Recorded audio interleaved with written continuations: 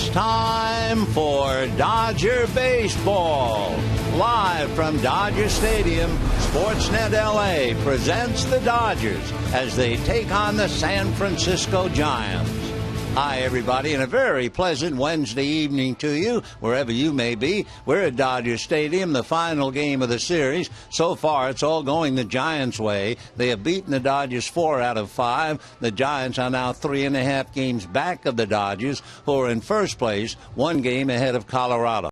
Some rather interesting numbers as far as the pitching is concerned. Take Zack Greinke. He was 5-0 against the Giants last year. He is 5-0 in his career against them. The Giants are 0-7 against Greinke when he starts the ballgame. And even more importantly, in his last 12 starts, Greinke has gone 8-0, and against the National League West, believe it or not, he is 21-1. The only time he lost, Colorado beat him. For the Giants, Ryan Vogelsong with a record of 0-1, and at first glance, that doesn't mean very much. He has a 5-game losing streak. Lifetime, he is 4-4 against the Dodgers. But look close. When he starts against the Dodgers, the Giants have won 6 of the last 7, and for good measure, 9 of the last 13. So it's Greinke and Vogelsong. Giants go home for a 10-game homestand. Dodgers dig in for Arizona Friday night. So those are the pregame stats. Pull up a chair. We've got a good ball game and a whole lot more coming up right after this.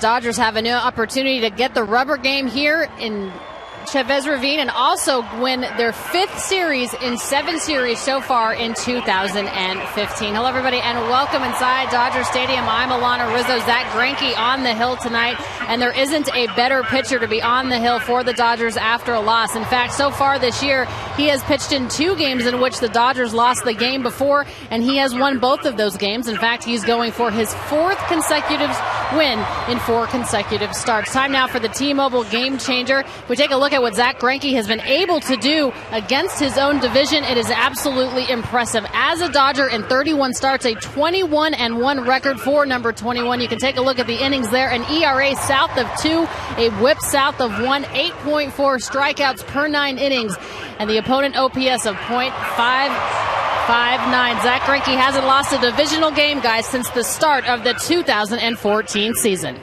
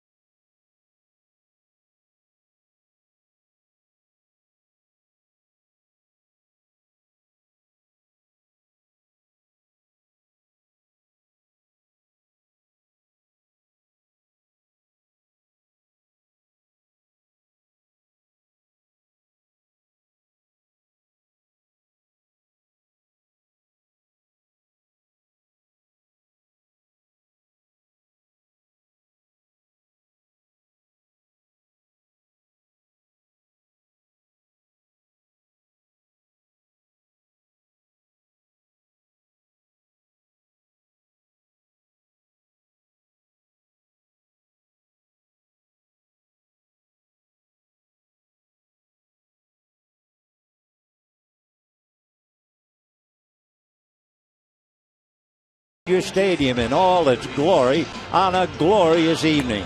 The mountains sketched behind center field, bright blue canopy overhead, temperature in the 80s, I'm sure, and the prospects of another dandy between the Giants and the Dodgers. We can turn back the clock tonight. Traditionally, someone says it's time for Dodger baseball. Kaz Ishii, who pitched for the Dodgers. In fact, he threw his first complete game shutout against the Giants back in April of 2004. He worked 4 years in the major leagues, and Bruce Bochy would certainly remember him, along with Roberto Kelly. So the Dodgers now break open a new ball game with an old name in Kaz Ishii and ready to do battle with the Giants. Bruce Bochy, so successful, and one reason, the way he manages his staff and especially the bullpen. Here's his lineup. Nori Aoki in left field and Joe Panik at second base. Angel Pagan, the switch hitter in center. Buster Posey behind the plate. Brandon Belt, the left-hand hitting first baseman. Then you have the right-hand hitting Justin Maxwell and Casey McGee. Back to a left-hander in Brandon Crawford. And the pitcher, Ryan Vogelsong. So when you look at the Giant lineup, They have 4 left-hand hitters and a switch hitter to make it 5. What makes that interesting, Zack Greinke has done a tremendous number on left-hand batters this year. Left-handers are hitting 121 against him. So Boshi flies in the face of the numbers, and we'll see how it comes out. Here's the pest, Nori Aoki, with Joe Panik on deck, back-to-back left-hand batters. And Greinke ready to make his first pitch of the night, snaps a strike, and the count 0-1. Aoki, who can beat you so many different ways. He's had 9 multi-hit games, batting .306, maybe 5'9", bends at the knees and waist, and strides into the pitch. He takes one a little low, and the count 1-1 strike.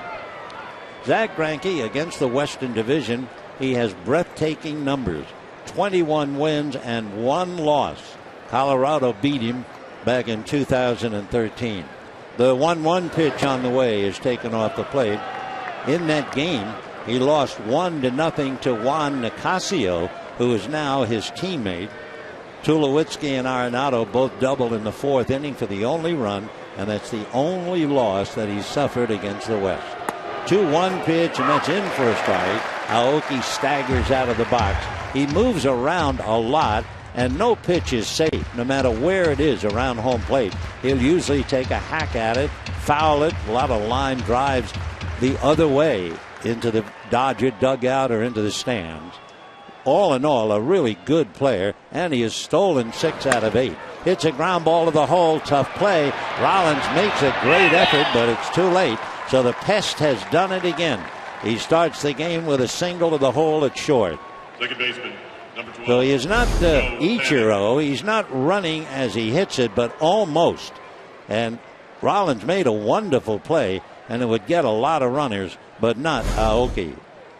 So immediately an infield single, and now here's another left-hand batter, and that would be Joe Panik. Panik hitting .296, but better than that, hitting over .400 for almost the last 2 weeks. Covers a stretch of 11 games. And the pitch to Joe, in for a strike, and the count 0-1.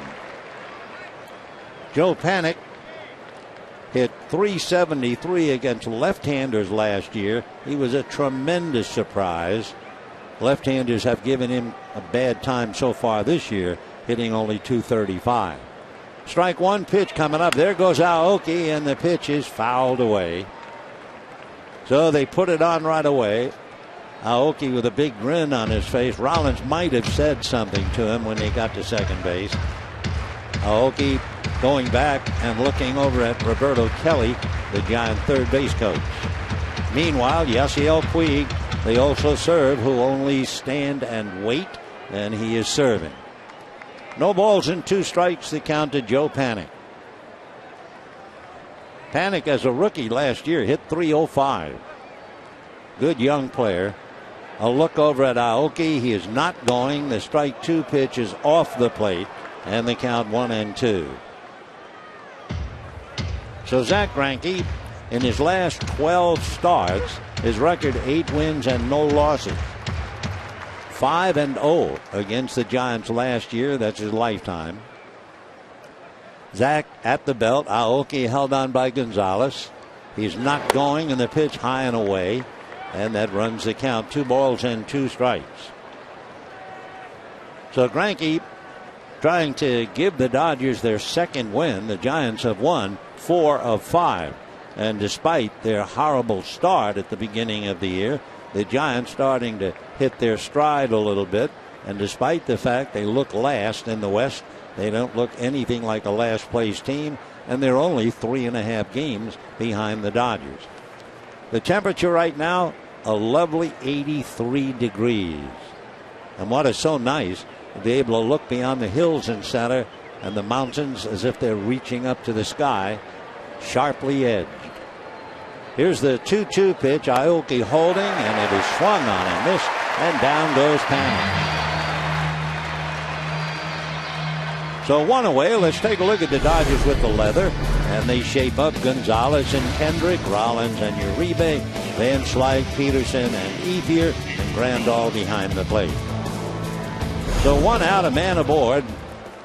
Angel Pagan coming up. Angel Pagan has a 5-game hitting streak.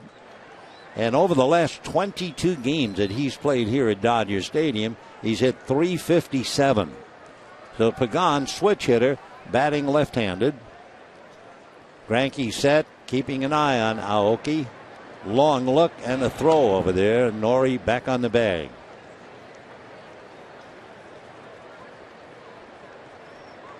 So Aoki right on the bag, held on by Gonzalez. 1 out, first inning, no score. Pagan with a little 5-game hitting streak.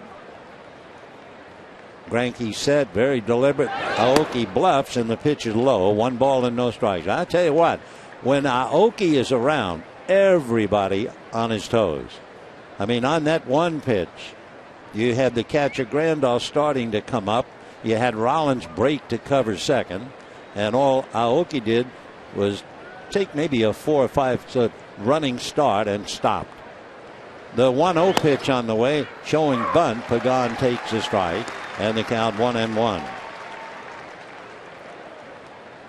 Giants really missed Pagan.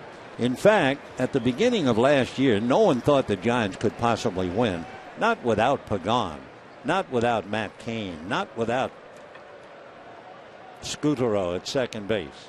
And yet, without them, the Giants came from the pack, the wild card, to win it all.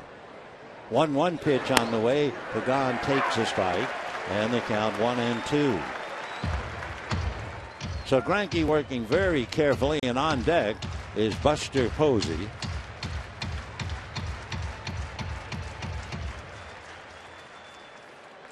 Greinke right foot on the rubber, but he keeps turning to see what Aoki is up to. Now Zach is ready. Looking at Aoki, all eyes on Aoki. The pitch of the plate, waved at and missed. Fastball down and away. Pagan chasing the fastball, and that's strikeout number 2.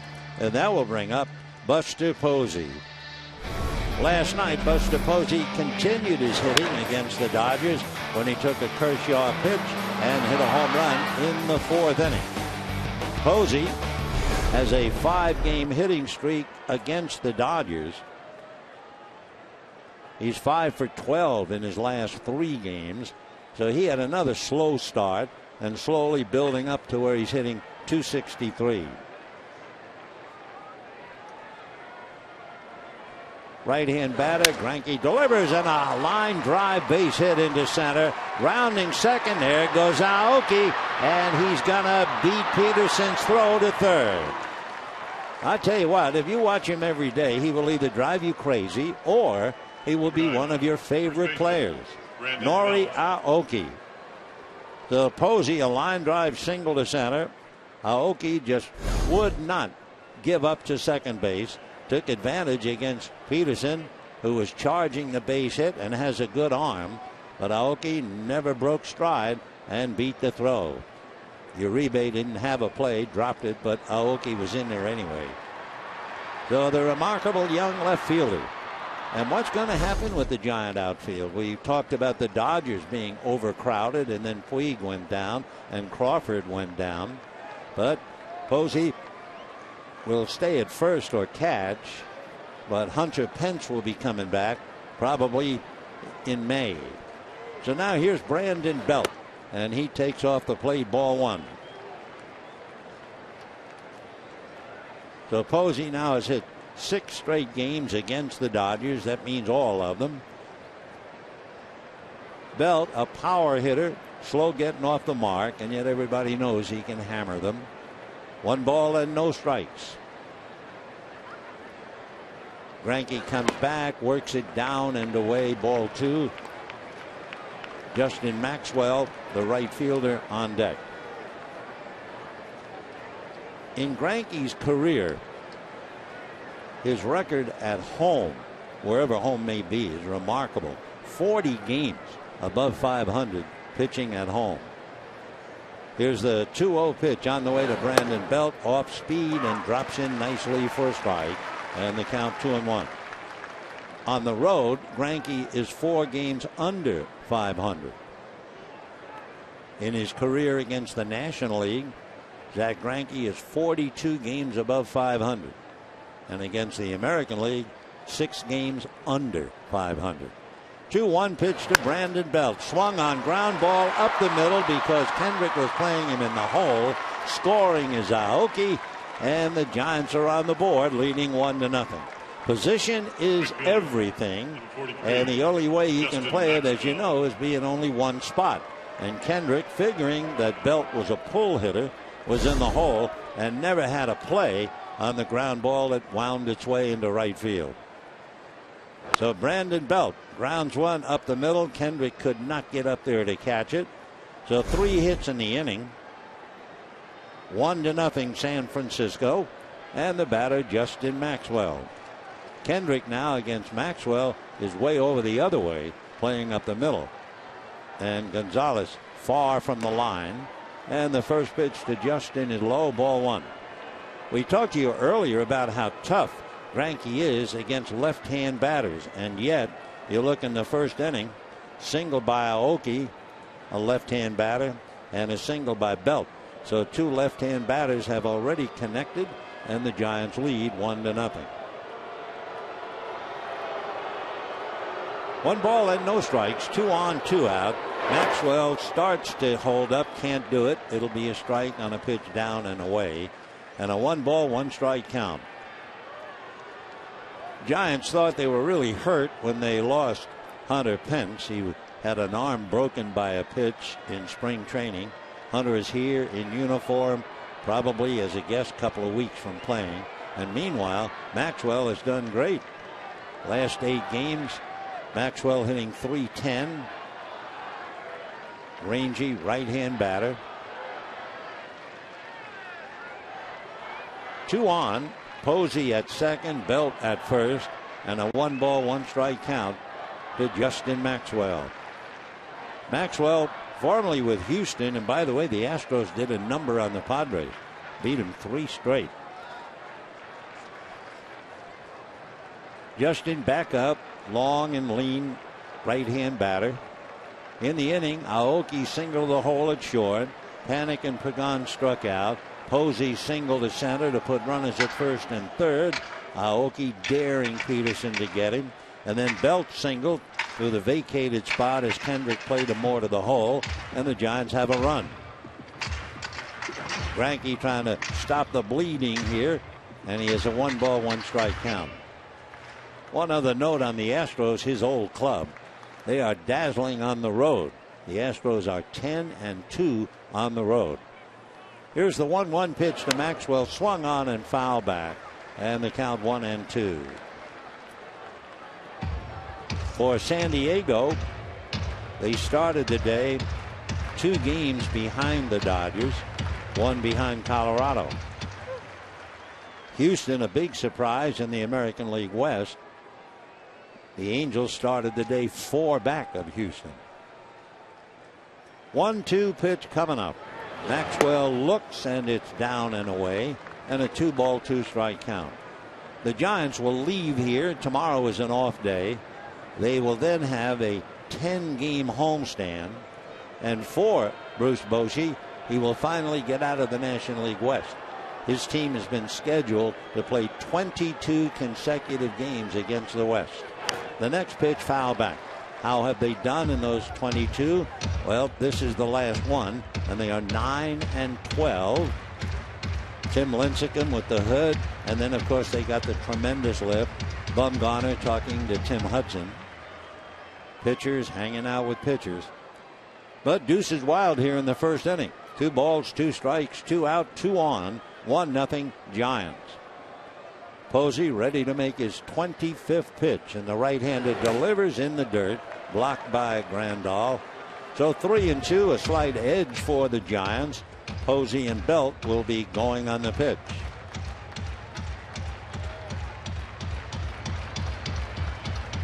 So it's a big at-bat from Maxwell. McGee waiting on deck. Posey, plenty of room to roam. Good lead at second.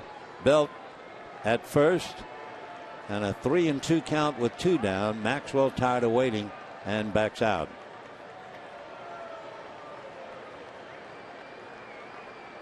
Remember, the Dodgers went up there with a winning streak. Everything was great, and the Giants beat them 3 straight.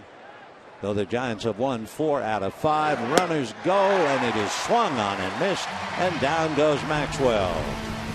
Looked like a low slider to take care of him. So what happens is Greinke strikes out the side, but gives up a run. It's time now for Ryan Vogelsong, and it's 1-0 San Francisco.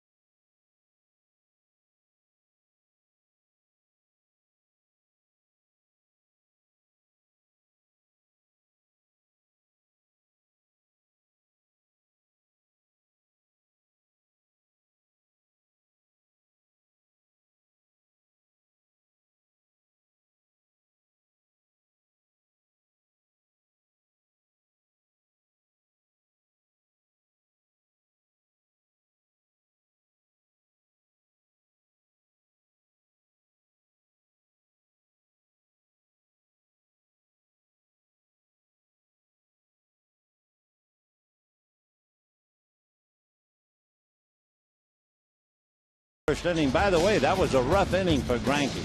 For Zach Greinke, he averages 15 pitches an inning. Tonight, it took him 26 pitches in the first inning. The Dodger lineup, well, it'll be Jock Peterson leading off. One big reason, Jock has a great eye. He's walked 16 times, so they put him atop the heap. A struggling Jimmy Rollins at short, and then Howie Kendrick, followed by Adrian Gonzalez. Scott Van Slyke in left, Andre Ethier in right. Following Ethier, it'll be Grandal, Uribe, and Greinke.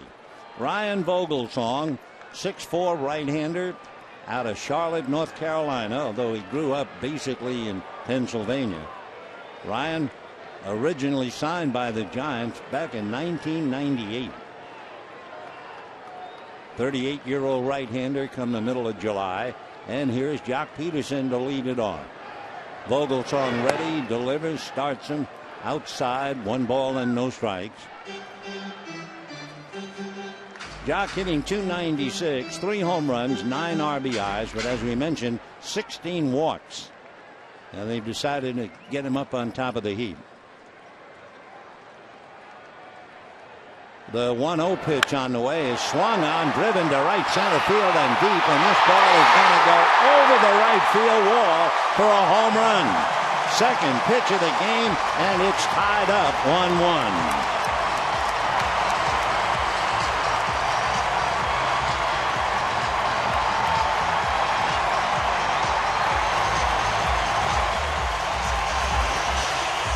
Jock Peterson in a few at-bats against Ryan Vogelsong is 2 for 3. For Vogelsong, in checking, that would be the 5th home run that he's allowed. And Peterson got enough, a line drive that cleared the wall, first row in the pavilion, and we have a 1-1 tie. Now the first pitch to Rollins is grounded to first, the feed from Belt in time, and we have 1 away. We've got some good fielding fans using the old hat trick. Second night in a row we've seen that performed, much to the delight of the ladies just to his right. So Jock Peterson gets the Dodgers right back even. For Peterson, his 4th home run of the year, 10 runs batted in, and we have a 1-1 tie. Now Howie Kendrick. Kendrick 1 for 11 against Vogelsong. Vogelsong's first pitch, slider, down and away, 1 ball and no strikes. Vogelsong, as we mentioned, signed way back in 1998. Seems like he's pitched almost everywhere, including Japan. He worked for the Oryx Buffaloes. The 1-0 pitch on the way, that's in for a strike. 1-1 the count to Howie Kendrick.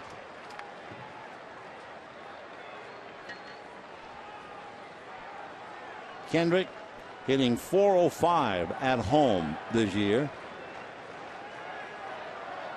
Vogelsong's 1-1 pitch swung on, fouled away outside of third, trickling over to the far end of the Dodger dugout. Don't forget, Arizona will be here on the weekend, Friday, Saturday, and Sunday. The Dodgers going to look at some young players. Carlos Frias will open up Friday night. Then Baker on Saturday, Anderson on Sunday. The 1-2 pitch. Vogelsong delivers, ground ball to short. Up with it is Crawford. Good strong arm to take care of Howie. So 2 down, and Adrian Gonzalez coming up.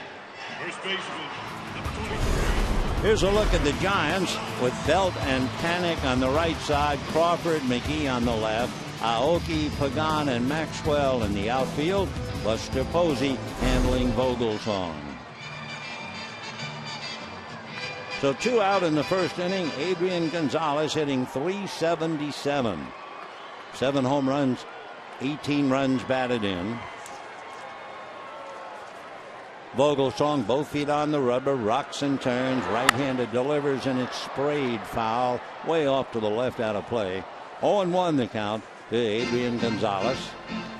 Gonzalez looking for his 30th hit.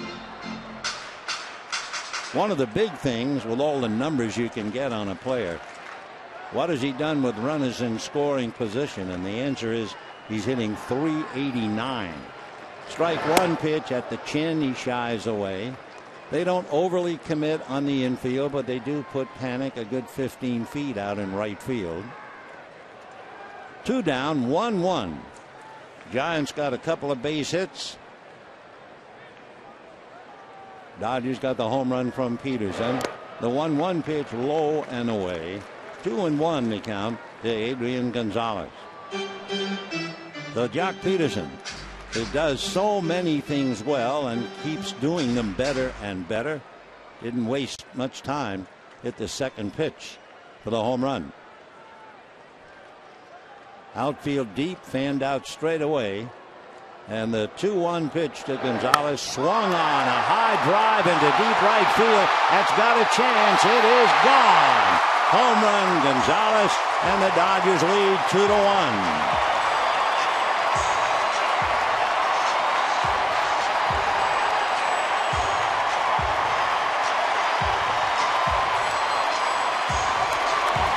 The Dodgers have now hit 30 home runs. 30 home runs in 20 innings, 20 games plus 1 inning. So Adrian delighted as he bounces his way back into the dugout. His 8th home run, 19 RBIs, and the Dodgers take the lead 2-1. For Vogelsong, he had allowed 4 this year, and he gives up 2 in the first inning. So the Dodgers leading 2-1. Vogelsong, cutter way off and away. 1 ball and no strikes. Adrian back in the quiet of the dugout. Chance to think about that pitch. Exchange a couple of funny lines. 2 runs, 2 swings by Peterson and Gonzalez. And the 1-0 pitch on the way is taken off the plate. 2 balls and no strikes. Scott Van Slyke hitting .385.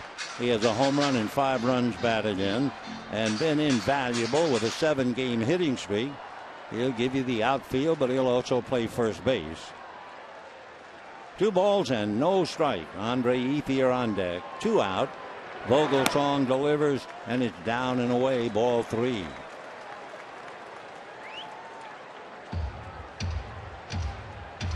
So Ryan Vogelsong roughed up a little bit. Had a 1-0 lead, and it disappeared when Peterson hit it out. And now Gonzalez puts the Dodgers in front. 3-0 pitch, and that's down and away, ball 4.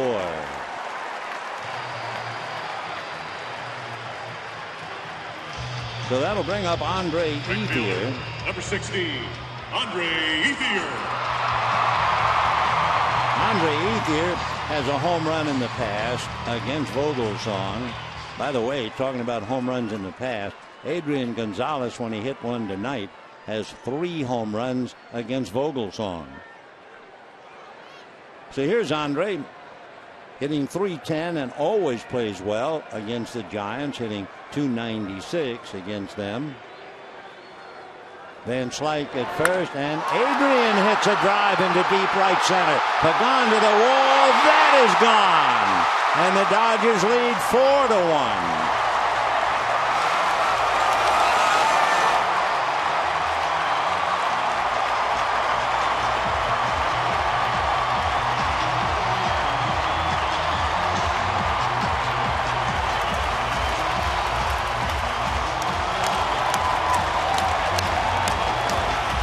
So Andre Ethier hits his second home run against Vogelsong in his career. For Andre, his 3rd home run of the year.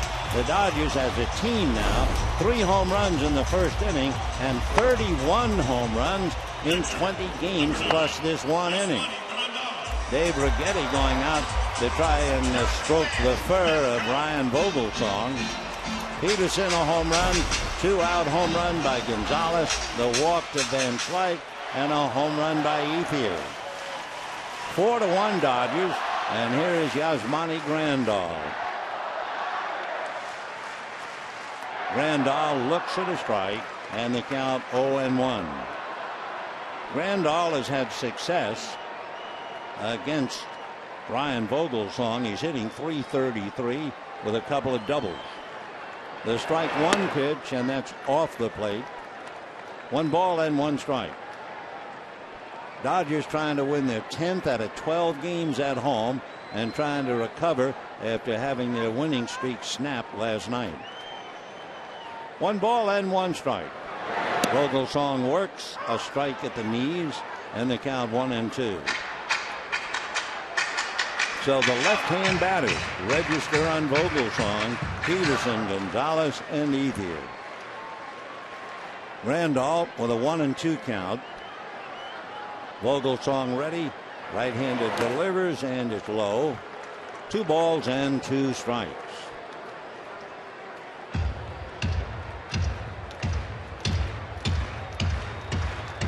Vogelsong was a major contributor to the Giants World Championship back in 2012. In the postseason, he was 3-0 and an earned run average of 1. Here's the 2-2 pitch, swung on and foul back. But Randolph's still there. So Vogelsong has given Boshi some good games, but he came into this game with a 5-game losing streak.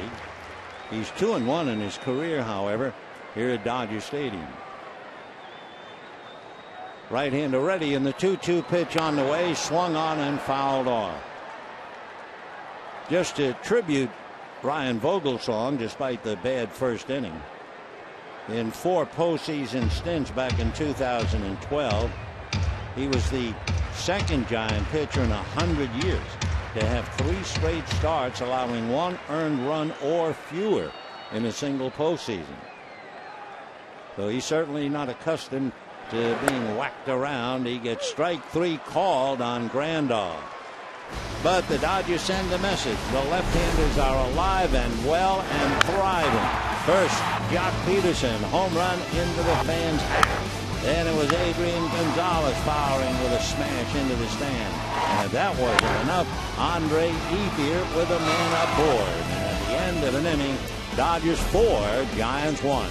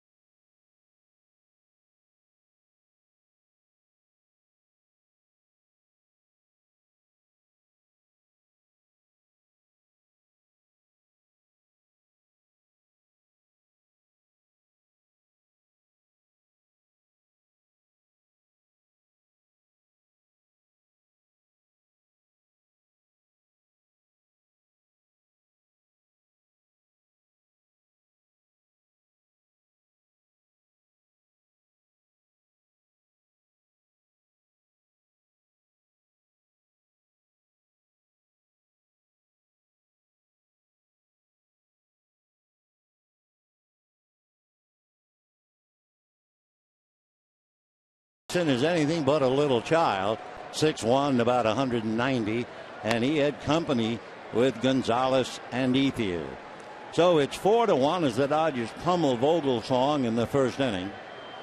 And now the Dodgers watching as McGee checks in. Casey, right-hand hitting third baseman, takes a strike, and they count 1 ball and 1 strike.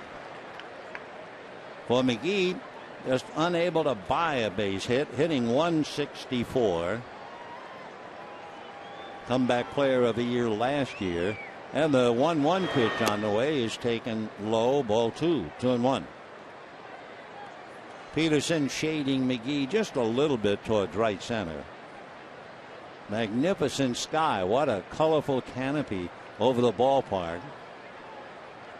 Greinke comes back 2-1, and that's fouled upstairs off to the right. Big crowd on hand tonight. We had 50,000 last night. From the looks of things, we would hazard a guess there's more tonight. The Kershaw fleece blanket certainly drawing the people. Presented by Security Benefit. 2-2 the count to McGee. Greinke ready and delivers, and that's fouled away again. I don't know if you're old enough. There was a wonderful show on the radio, Fibber, McGee, and Molly. And every show would begin where Fibber would open the closet, and so much would fall out of the closet. The sound effects man had a terrific time, and his wife would always say, "Tain't funny, McGee." Well, that's been Casey McGee so far. He hits a line drive right at Kendrick, and the troubles continue, although Casey has to feel he's starting to hit the ball a little better. Nevertheless, he doesn't get a break, and he lines out. So 1 down, and Brandon Crawford coming up. Crawford did not start last night's game, but boy, Boshi had a richness of shortstop. Arias started the game and went 3 for 3, and then Crawford finished up. He had a base hit. So Boshi got 4 hits from his shortstop last night. So Crawford checking in. Into the windup goes Greinke. Off-speed pitch, whack to left field. Going back is Van Slyke. It's over his head. Short hops the wall. Barehanding it, getting it back in, but too late as Crawford is in there with a double. So that means Crawford now has 2 for 2 last night and tonight. So you had McGee line out to second, followed by the double to left. So Greinke certainly has not settled in as yet. And as we mentioned, he's coming off a 26 pitch first inning, which is very much unlike him. So Ryan Vogelsong coming up. With a runner at second, 1 out. Dodgers leading 4-1 only in the second inning. Greinke hands it his sides. Uribe wide, but even with the bag at third, and the first pitch is low, ball 1. 1-0.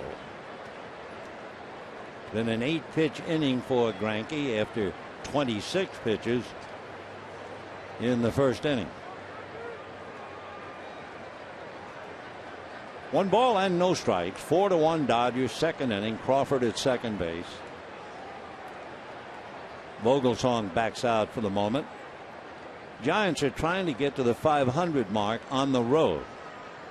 They are 5-6 on the road. They are 4-6 at home. And Grandal and Greinke are not on the same page. Another meeting. Now, the last 2 times that Greinke pitched, he praised Grandal for the games he called. With Vogelsong waiting at the plate, it was a long look, and finally Grandal went out there. So 1 ball and no strikes. Crawford at second, 1 out, second inning. Fastball waved at and missed. It came up there at 91. Vogelsong takes a look down to Roberto Kelly. 1 out and a man at second. Greinke trying to put Vogelsong away, and the 1-1 pitch in for a strike. 1-2 the count. Waiting on deck, the pest, Nori Aoki. He hit that ground ball to the hole at short, had a base hit, went from first to third on a single and came home. Ground ball to short with the ball hit ahead of him. Crawford goes to the bag. Throw goes to first for the second out. So Brandon Crawford holding at second with 2 down. And now here he comes, Nori Aoki. Got a base hit.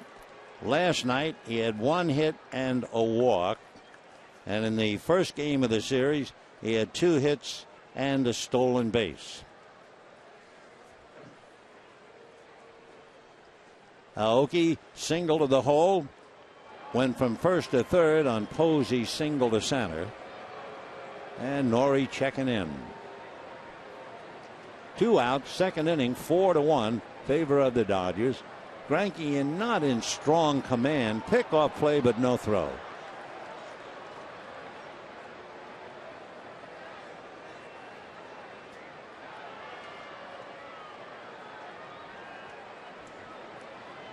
Aoki waiting at the plate. Infield back. He puts a lot of pressure on everybody. And he takes a pitch off the plate, ball 1. Aoki came up hitting .306, and he is now batting .314.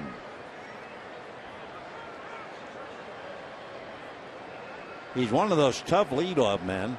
He has walked as many times as he has struck out. The 1-0 pitch in the dirt, blocked by Yasmani, and a 2-0 count. Aoki has walked 11 times, struck out 11 times. He's been hit by pitch once, but he's been knocked in the dirt several times because he goes into the pitch. He has an open stance before the pitch, and then that right leg will swing in towards the plate, and he's about ready to hang over the plate by the time he's ready to swing. He looks at a strike, and the count 2-1.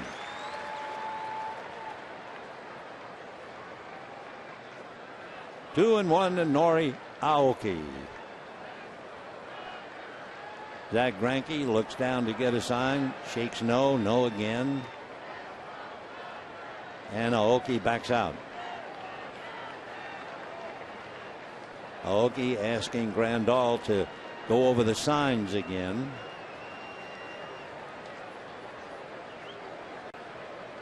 Two balls and 1 strike. Greinke a look back at Crawford, now to the plate, and it crossed up Grandal. I mean, Grandal didn't quite know what to do with that pitch. He looked out at Greinke.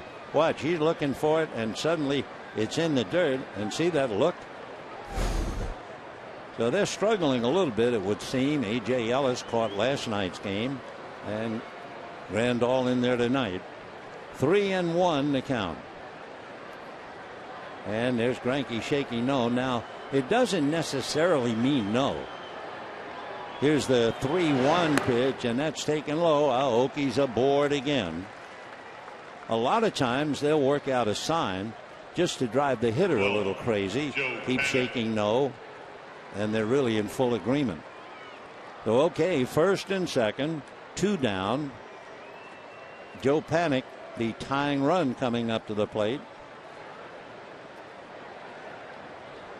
Crawford and Aoki, at least for the moment, Greinke is fighting it. He's already made 42 pitches. Zach out of his stretch, checks the runners, right-handed delivers, and it's swung on and missed. 0-1. Remember, Greinke came in here with an earned run average of 1.3. Normally he goes to the mound and you feel he's completely in control. You don't really get that feeling right now. Zach ready, checks the runners, and the strike 1 pitch. Panik drives one to right center field. On the run is Ethier to make a diving one-hand catch. What a play by Andre Ethier, and that saves Greinke's bacon. Wow.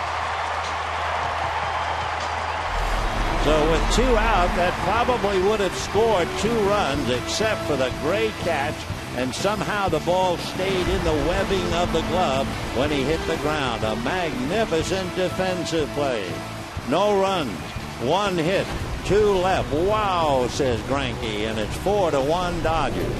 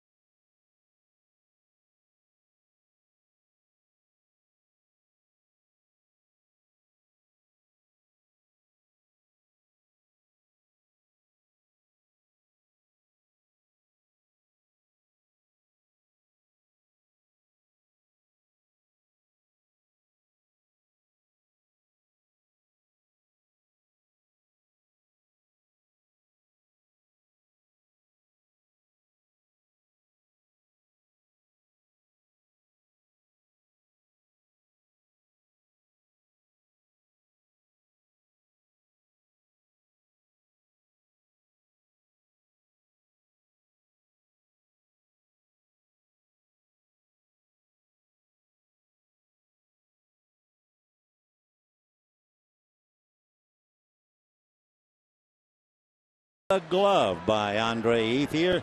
And as we go into the second inning, Juan Uribe with a 10-game hitting streak checking in. Vogelsong's first pitch, big overhand slow curve off the plate, ball one. By the way, Vogelsong roughed up for 3 home runs in an inning, but it's been done before, and he might be heartened a little bit. The 1-0 pitch fouled away. The last Giant to allow 3 first-inning home runs. It happened at AT&T Park against Cincinnati 5 years ago, and the pitcher was Madison Bumgarner. So it happens. 1 ball and 1 strike the count. Vogelsong deals and fouled away. He jammed Uribe. 1-2 the count. So home runs by Peterson, Gonzalez, Ethier with a man aboard, and then a Gold Glove play in right field by Ethier. Greinke off the hook. But as we said, Greinke does not look as sharp as he normally does. He's made 44 pitches, 2 innings. For him, that's a struggle. The 1-2 pitch off the plate. 2-2 the count to Juan Uribe. Andre all smiles talking to Ellis, Turner, and the trainer Stan Conti. 2 balls and 2 strikes. Vogelsong staring down the barrel, now turns and ready in the big right-hander's next pitch. Grounded up the middle. Over to his left is Crawford. Gets it over to Belt in time for the out. To give you an idea about Andre Ethier's catch, the old story, he had to go so far he should have packed a bag, because he was playing in right field straight away and had to go over to right center. And when he catches the ball, look who's there to cheer him on but Jock Peterson, who came over and was right there to watch it with a close-up. So a great play by Ethier. Dodgers lead 4-1, and the batter now is Zach Greinke. Greinke, right-hand batter and a good one, swings and misses. Almost came out from under his helmet.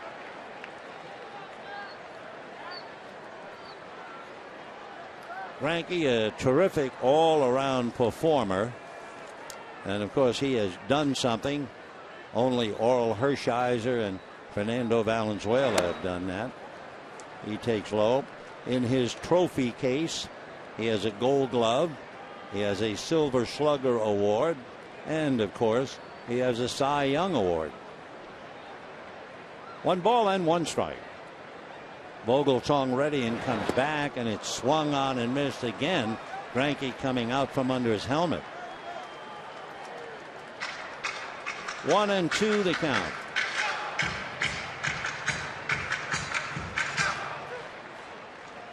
One out, bottom of the second, 4-1 Dodgers.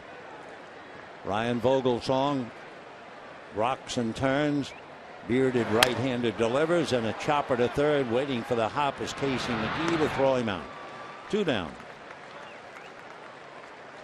Jock Peterson coming up, elevated to the number 1 slot, and he promptly homered. One reason is the fact he has such a good eye as a hitter. He has 16 walks. He certainly has enough sock to give him a slugging percentage over 600. Because of the walks and the base hits, he's on base a lot, and he has the speed to steal a base. So all in all, Peterson will lead off with Jimmy Rollins hitting second. Jock line drive home run over the right center field wall. So for Don Mattingly, watching one of his young stars to be, Jock Peterson. 4 runs, 3 hits for the Dodgers, all home runs. 1 run, 4 hits for the Giants.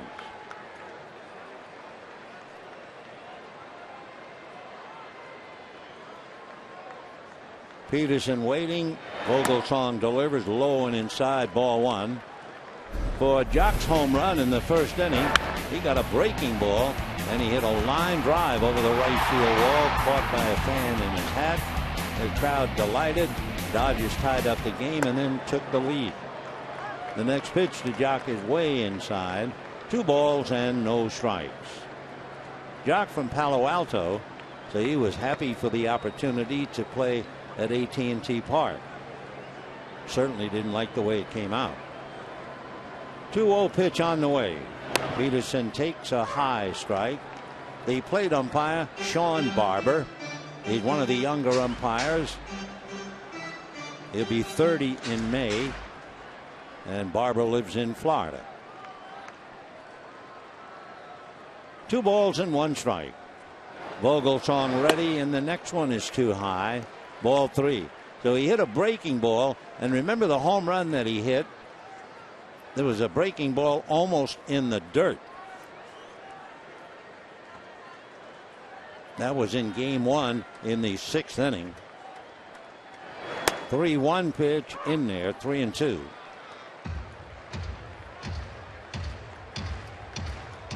He hit the home run against George Contos, and the ball was probably 6 inches off the ground.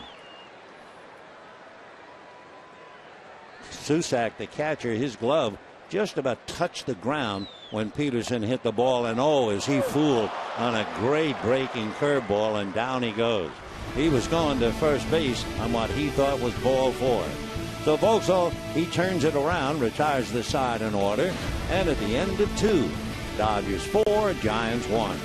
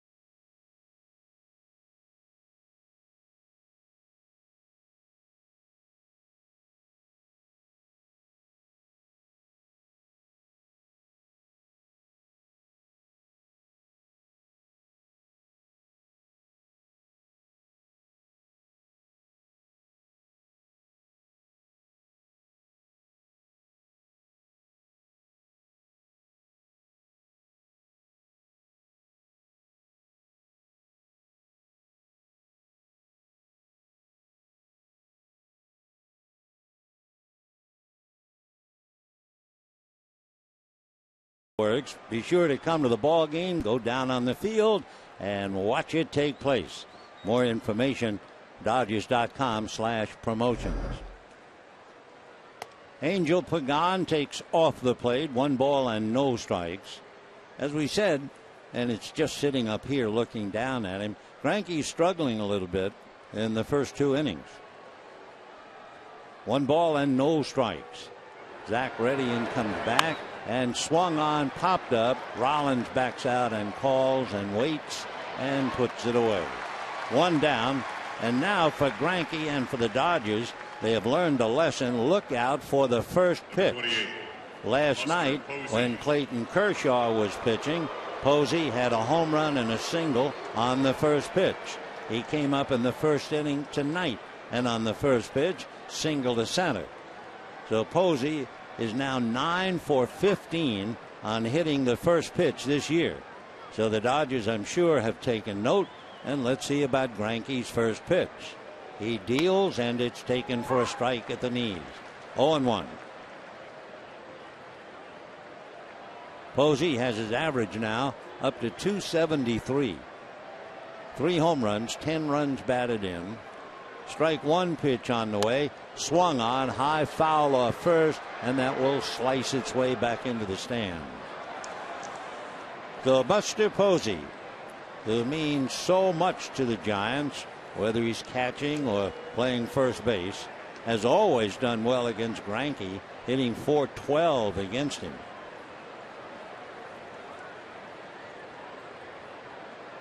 Posey 6 for 13 in his last 3 games, so he's hot. Greinke with 1 out and an 0-2 count on Posey. Gets it on the outside corner, a 91-mile-an-hour fastball, and Posey takes a hike. So Greinke comes up with his 4th strikeout. Fastball just caught it as it moved back in the zone. And the batter now is Brandon Belt, the first baseman, who singled to right field. And again, now what the Dodgers do this time is load up the right side. With a couple of men on base in the first inning, they couldn't do that. And because of that, there was a pretty sizable hole. Not in the hole, because Kendrick was way over to his left. 1 ball and no strikes, the count to Brandon Belt. Single to right and a run batted in to get the Giants off on the right foot. The 1-0 pitch on the way to Belt, and that's a breaking ball that drops low. 2-0 the count. Greinke now has made 51 pitches, and he's in the 3rd inning. Certainly can't keep that up. He'll have 150 in 9. 2-0 pitch swung on, whacked to left center. On a run, a diving try off the glove of Peterson. It rolls on by Van Slyke, and into second base goes Belt. I'm not sure about that, whether Peterson could judge that ball. He kind of went into a crouch before he made his decision. You won't see it from that end, but you will see it from another. Now the full extension, the glove off the fingertips, but from behind home plate, watching that ball head towards center field.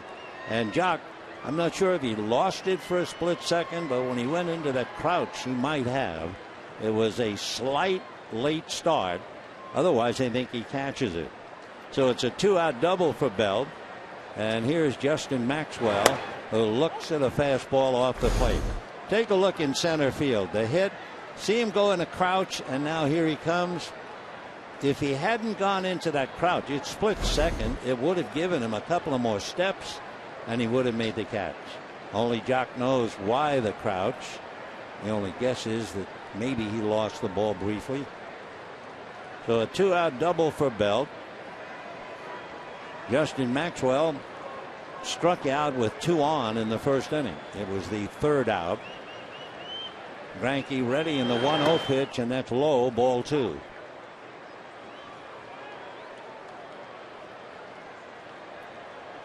In looking at Zach Greinke's work for the Dodgers, you always get a feeling early in the game about command.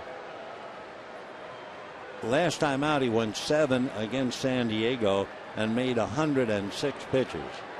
That's been the highest so far this year. The 2-0 pitch on the way is fouled off down the right field line. 2-1 to count to Justin Maxwell. The Dodgers 3 more games at home with the Arizona Diamondbacks. Dodgers then go out on the road next week. 4 in Milwaukee and the weekend in Colorado. Dodgers come home then to play Miami and Colorado. 2-1 pitch on the way, and that's blocked in the dirt. So Greinke a little behind on the count, struggling a little bit. He hasn't looked quite the same since Aoki started the inning with a base hit to open up the game. 26 pitches in the first. He's up to 56 here in the 3rd. So with 2 out, trying to get Maxwell, and he's gone 3-1 to him with McGee on deck. 3-1 pitch is swung on and missed. 3-2. Maxwell has certainly given the Giants a lift as McGee waits.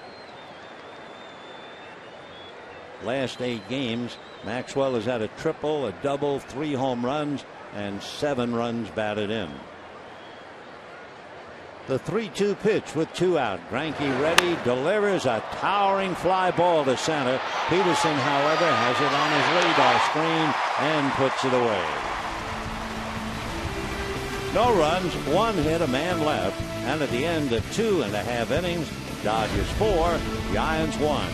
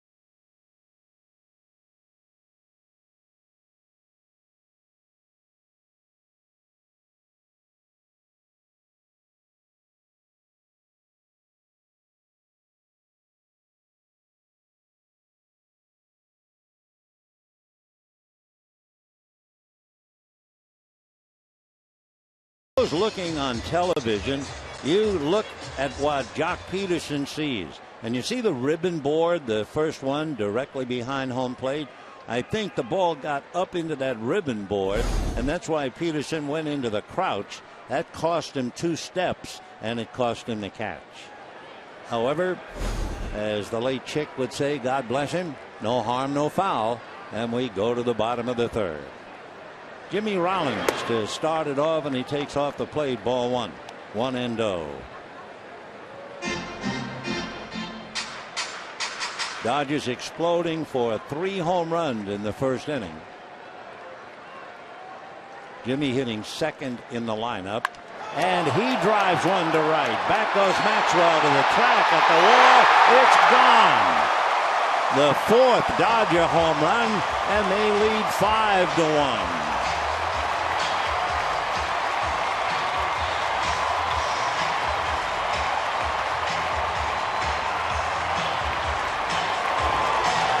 So Jimmy Rollins has been really struggling, and in hitting in the unfamiliar number 2nd spot, hits a home run.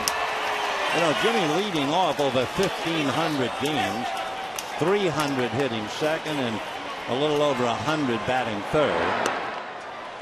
And he looked like a number 3 hitter when he hits that out. So when you're as hungry as he is, and he got a ball up and out over the plate, those quick hands and wrists, and he hits it in the right field seats. That's fouled away by Howie Kendrick. So for the moment, a lot of joy in the Dodger lineup. 32 home runs this month, 3rd most ever in the month of April for the Dodgers. So the Dodgers have 4 hits, and they're all home runs. Here's the 1-1 pitch on the way. That's lined down the left field line. Fair ball going to the box seats. On his way to second with a stand-up double is Howie Kendrick. So the Dodgers all over Ryan Vogelsong. Dave Righetti, an anxious pitching coach, watching the right-hander being hammered here. And the batter will be Adrian Gonzalez. Kendrick hooks one down the left field line for the double.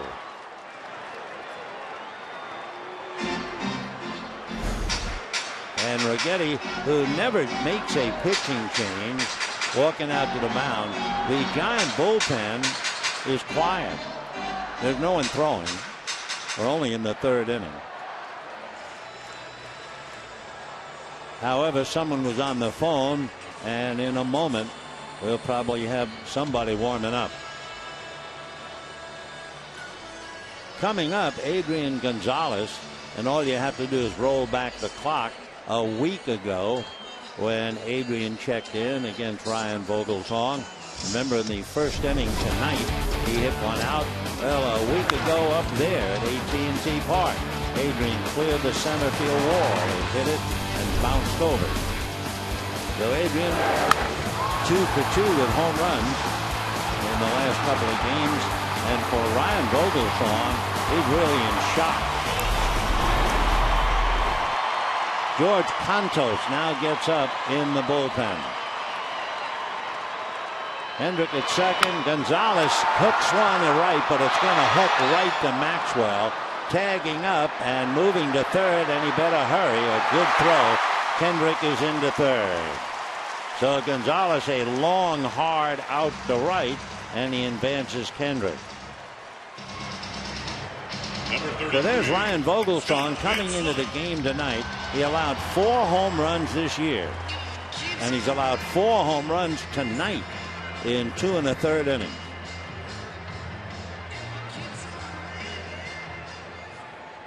With a runner at third, the infield is up. 1 out in the 3rd inning. Scott Van Slyke with a 7-game hitting streak, and he walked in the 1st inning. Vogelsong does not have a wild pitch. Right-handed delivers, and it's in for a strike. 0-1. 5 runs, 5 hits for the Dodgers. 4 home runs and a double. Scotty with Andre Ethier on deck. The strike 1 pitch on the way. Vogelsong delivers. That's a fly ball to shallow right. Maxwell coming, tagging. Meanwhile, it's Kendrick. Here comes the throw. Howie will score. And the Dodgers lead 6-1. Maxwell making a good throw, but Kendrick fast enough to beat it. For Van Slyke, a sacrifice fly to right field.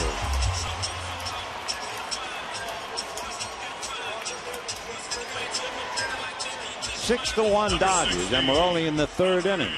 And the batter is Andre Ethier, has already captured the crowd with a home run with a man aboard, and then the diving catch. Meanwhile, Bill Hayes gesturing no. I'm not sure if that means Contos is going to stop throwing. I believe so. So here's Ethier with that 2-run home run, hitting .326. Vogelsong ready with 2 out, and Ethier takes a pitch in for a strike. For the Andre Ethier marching in Chowder Society, he got a fastball above the knees and probably whacked it into the right center field pavilion. That made it 4-1 Dodgers. Now a home run, a double, and a sac fly. Dodgers add 2 and lead 6-1.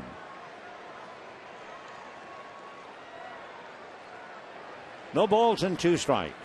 Vogelsong delivers away, ball 1. Of course, after Atlanta blew a 9-1 lead last night to Washington, it's a good message to every team.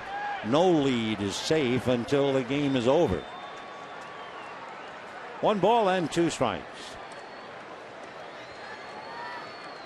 That must have been an amazing feeling in Baltimore today when Baltimore, playing in a totally empty stadium, beat the White Sox with a 6-run first inning. 1-2 pitch, check swing, foul. They said one ball player, I'm not sure, imagine now it's an empty stadium, and one of the players was walking along the box seat railing giving imaginary autographs to imaginary fans. Another ball player lifted his cap to the imaginary crowd. Here's the 1-2 pitch on the way, and that's fouled away down the left field line, out of play. For the first time in Major League history, a Major League game played in an empty stadium. For good reason. And enough reasons to break your heart. 1 ball and 2 strikes. Ethier waits. Vogelsong ready and back with an off-speed pitch, foul. Ethier, guessing fastball, was out in front and cued that ball right off the end of the bat. So trying to get the swing started early, and he got an off-speed pitch. So a pool hole shot that goes foul, and a 1 ball 2 strike count. Vogelsong ready. Now the 1-2 pitch on the way, and that's low. Check swing, no swing. Remember, with Vogelsong, although he has not done well, the Giants have done well when he is pitching. When he has been pitching, the Giants have won 6 of his last 7, 9 of his last 12. Small consolation right now to Boshi, down 6-1. The home run boys gathering, and the 2-2 pitch high and inside, ball 3.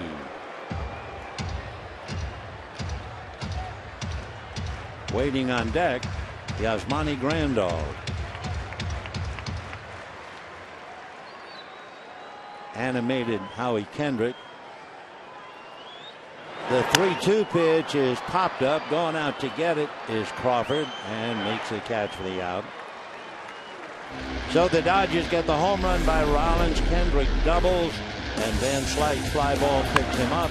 Jimmy just quick-wristed that thing into the stand, and at the end of 3, it's 6-1 Dodgers.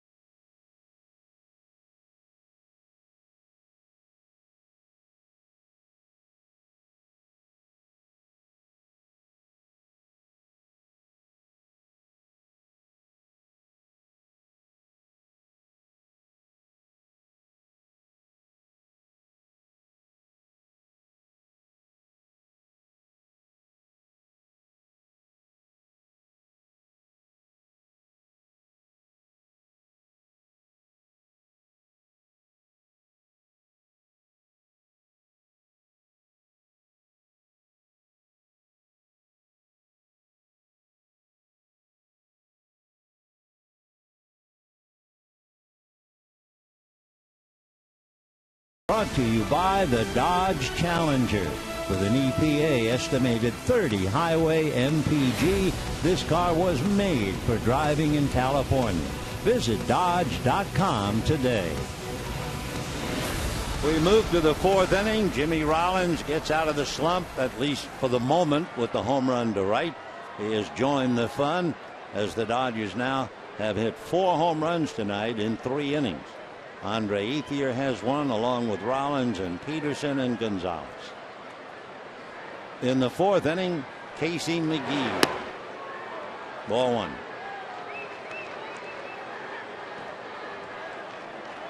You know, Jimmy Rollins has been playing the game a long time. He was the MVP in 2007.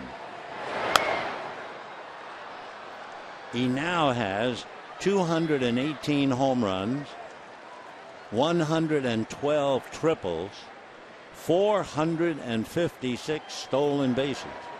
Only Paul Molitor had more of each. 1-2 the count to McGee.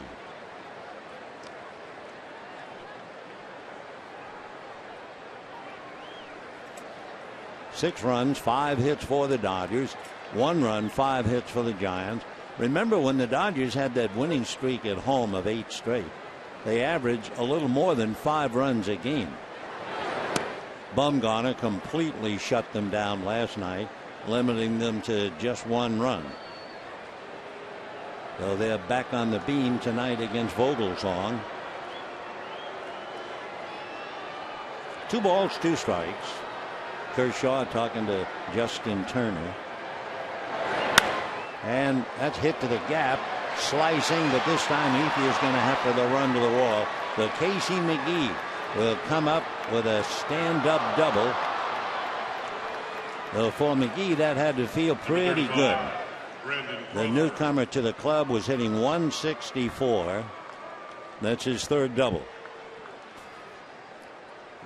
Again, as we said in the first inning, it really doesn't look like Greinke's night, in the sense he is certainly not completely in control. He made 63 pitches. He has given up 6 hits, 3 doubles, 3 singles, and he's in the 4th inning. And ball 1. Joaquin Arias, who had 3 hits last night starting at short, is on deck to bat for Vogelsong. So for Ryan Vogelsong, a tough act to follow after Bumgarner, and the Dodgers racked him up a bit. 1 ball and no strikes.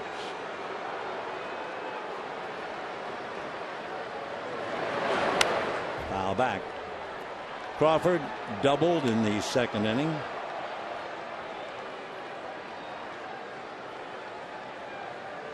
Giants will go home. They're off tomorrow like the Dodgers. And then on the weekend, the Giants play the Angels. A couple of former catchers trying to outthink each other, Bruce Bochy and Mike Scioscia. 1 ball, 1 strike. 1-2.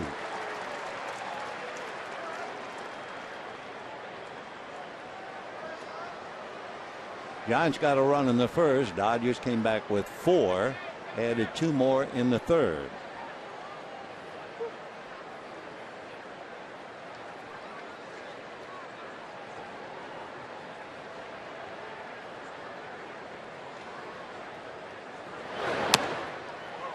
Just did get a little bit of that. It was down.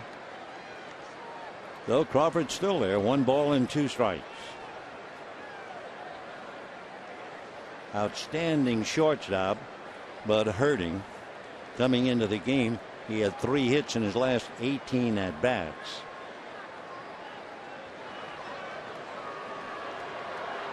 One and two.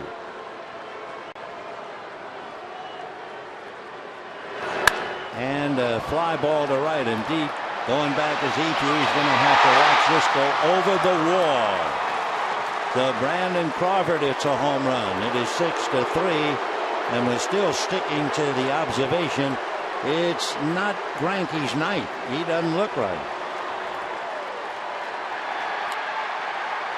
So Crawford is 2 for 2. He knocks in the man ahead of him. That's McGee. Pitch was up, and Crawford able to clear the barrier and right.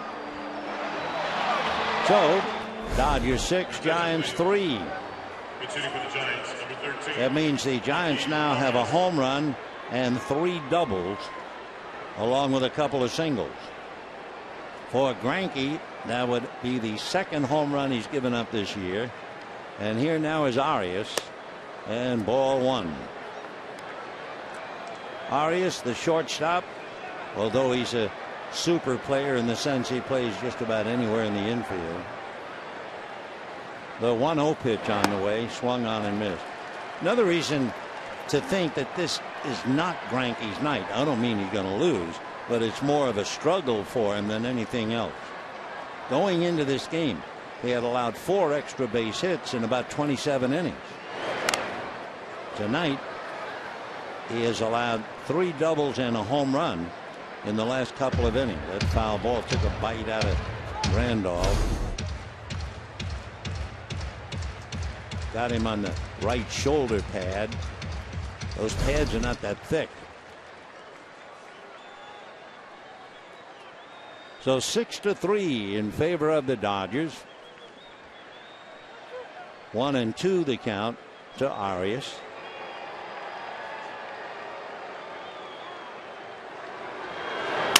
And he slaps it foul, broke his bat, and he'll have to get another.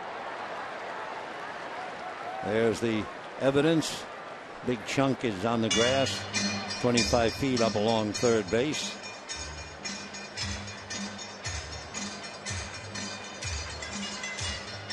Six runs, 5 hits for the Dodgers. 4 home runs and a double. 3 runs, 7 hits for the Giants. 3 doubles and a home run. 1-2.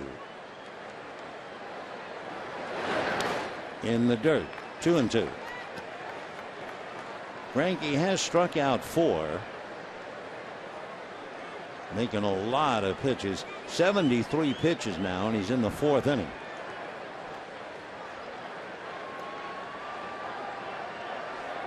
Two and 2. And ball 3. Waiting on deck, the pest, Nori Aoki. Honeycutt charting the pitches, charting the results. And a high fly ball. Peterson on his horse turns now, makes a backhanded rolling catch. So Jock Peterson makes a fine catch on that ball to right center. He wasn't happy. Ethier wasn't happy. I think that ball really bothered him. He turned his back, and then he really had to run to his left. So I think he was a little annoyed at himself that looking back for the ball, he was quite a way away from it.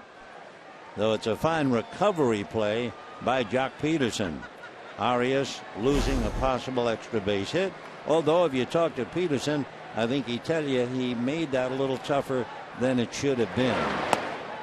That's a strike to Aoki.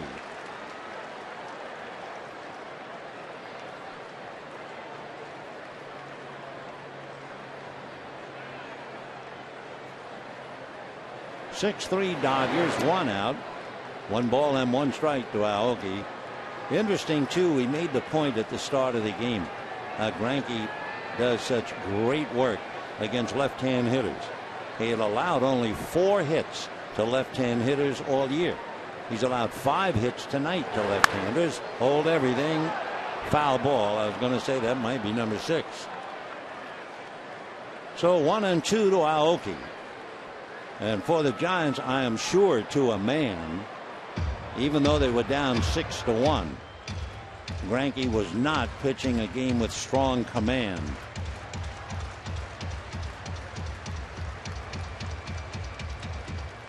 Aoki with a 1 ball 2 strike count. 2-2.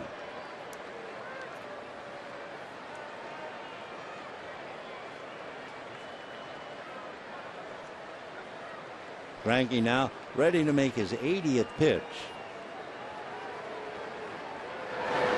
Off speed, just off the plate. Aoki started offer, great discipline, and held up. So 80 pitches in 3 1/3 innings. That is no way to get the job done. Greinke fighting ever since he gave up the single to Aoki, leading off the game. Fastball lifted, playable. Ethier is calling. 2 down.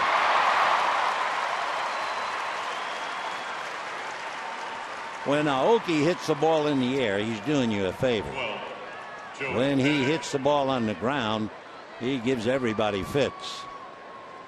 So 2 down in the 4th, and now Joe Panik struck out, and it was Panik with a man aboard in the 2nd inning who hit that ball into right center, and Ethier made a miraculous diving catch. Joe hitting .288.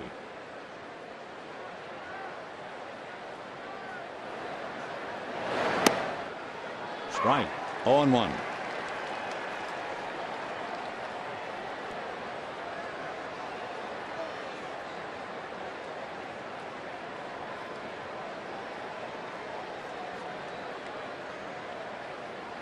Change, but he missed. 1 ball and 1 strike. I remember talking to Warren Spahn, a Hall of Fame left-hander, about pitching. Ball 2. I asked Spahn, what's the percentage of when you go to the mound and you think you have all your stuff? Now, he was a Hall of Famer, and he said maybe 75%, maybe. So there are times when the good ones get the job done even when it's a struggle. And since the leadoff man, it's been a struggle for Greinke.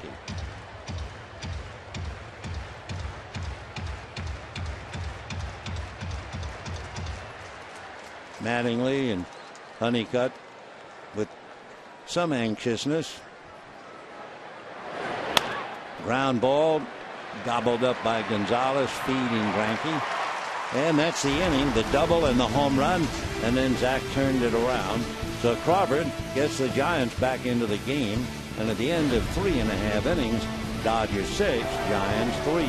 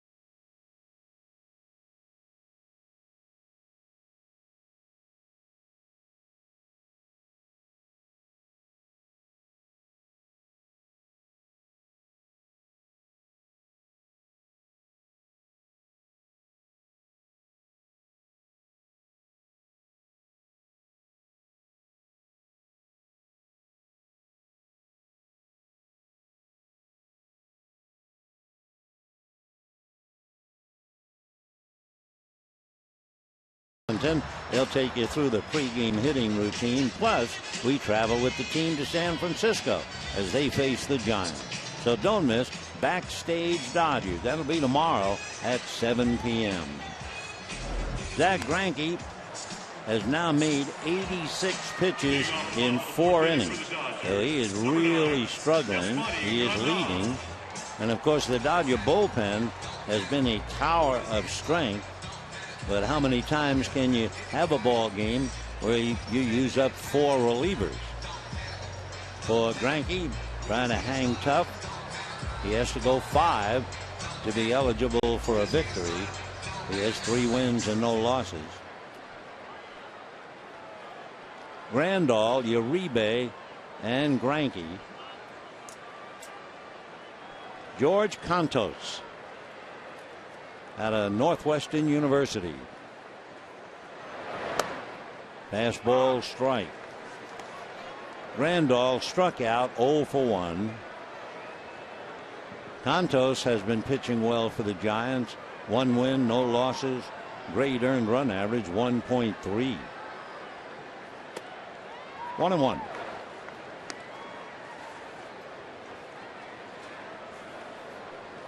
Cantos makes a lot of pitches. He's walked 10 and struck out 16. Ball 2. 2-1. So for Ryan Vogelsong, a rough ride, 3 innings, 6 runs, 5 hits, 4 home runs and a double.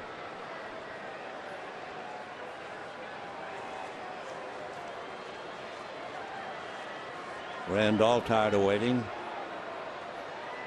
Cantos has been very effective. He's allowed 2 runs in about 14 innings. Foul back. The opposition is hitting 176 against George. And with runners in scoring position, he's allowed 1 hit. Left-hand hitters, they're batting 133 against him. George Cantos. 2-2. Pretty good pitch. Grandal couldn't really get a swing as much as a bit of a lunge to foul it away. Giants got a run in the first inning. Dodgers came back with 4, added 2 in the third. Giants came back with 2 in the fourth. So we're 6-3, bottom of the fourth. 3-2. Grandal with Uribe on deck, and then Greinke.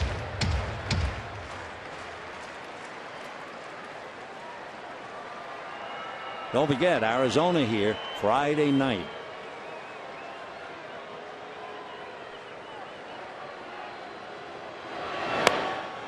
Just off the plate. Posey was all set to throw that around the infield. Cantos gesturing to the plate umpire Barber, but he was looking at his indicator. So Grandal gets a walk. Barber gets a dirty look from Cantos, and here's Uribe.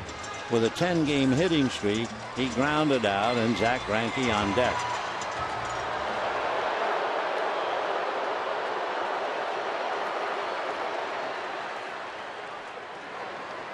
Uribe, after a slow start, has picked it up with the 10-game hitting streak.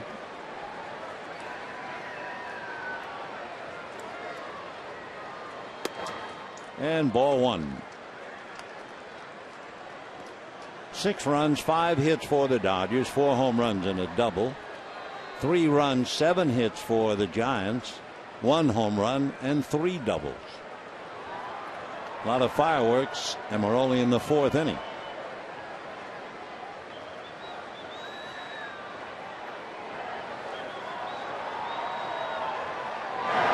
Fastball fouled away. Good location. 1-1 the count to Juan Uribe.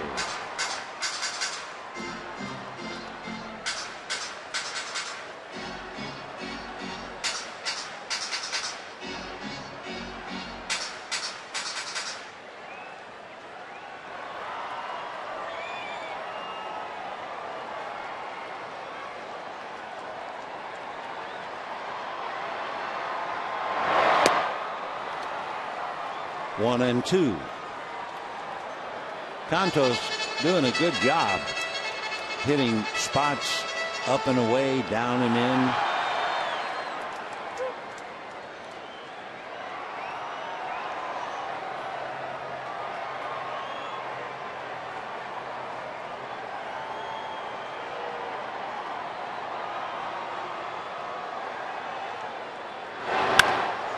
high fly ball into the gap in right center. On his horse to try and run it down is Maxwell. It's recovered by Pregame, and the Dodgers have runners at second and third. Maxwell still sitting on the track as Pregame got the ball back to the infield. Maxwell tore his pants, that's for sure. Remember, he hurt his knee making a dazzling catch on a foul ball in San Francisco. So the pitch up and away, and Uribe gets himself a double. And the batter now will be Zack Greinke with first base open. The last time the Dodgers hit 4 home runs, you may remember, was against San Diego. Ethier, Gonzalez, Kendrick, and Uribe. So Uribe now has hit in 11 straight. The infield is up. Pretty good hitting pitcher in Greinke. Fouled away. 0-1 to Zach. He grounded out in the second inning. So the Dodgers with 6 hits, 4 home runs, and 2 doubles. Though it's Cantos' turn to sweat out there. Grandal at the bag at third, and Uribe at second base. Now remember, we told you Cantos has allowed just 1 hit with a runner in scoring position.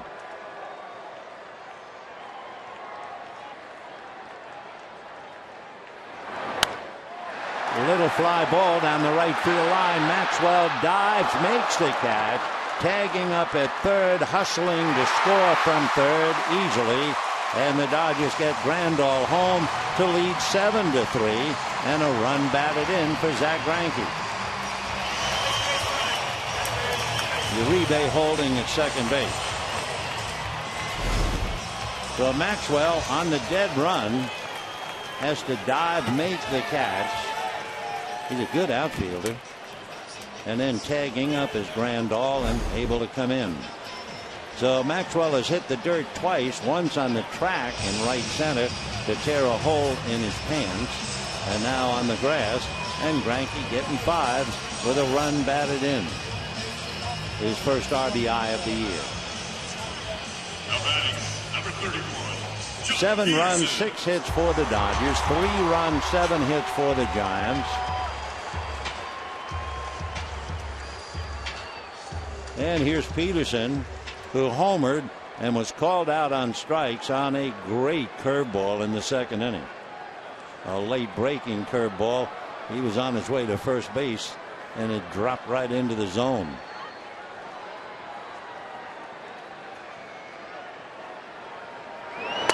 And ball 1. Jock Peterson back over 300. He's hitting .304. There's a beach ball loose out in left field. Aoki will have to retrieve it.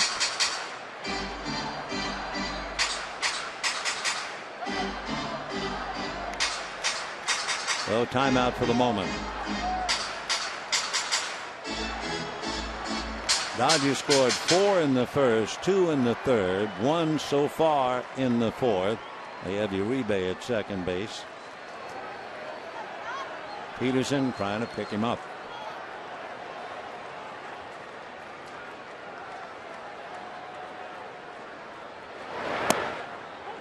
Two and 0.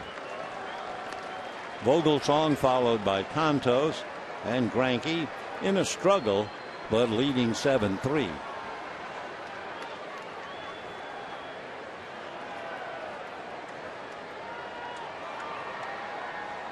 Two balls and no strikes. Fastball picks up the inside corner. For the left-hand hitter up, Crawford has wound way over to his left. Rollins on deck. The Crawford is behind Uribe. Juan can't afford to take much of a lead.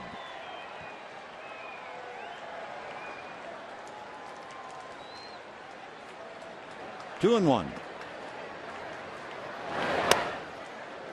And ball 3. Remember, Jock in the leadoff role tonight. All of his other at-bats collectively has 16 walks. Boshi hoping that Cantos can get him out of a mess here.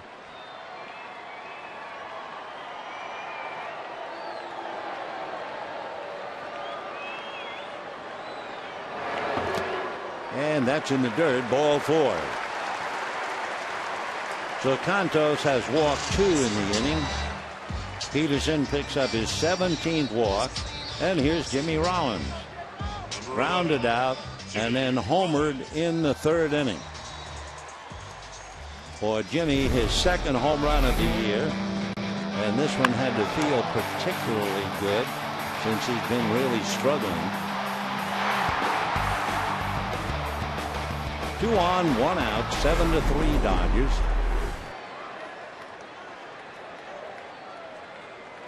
Rollins grounded out first time up.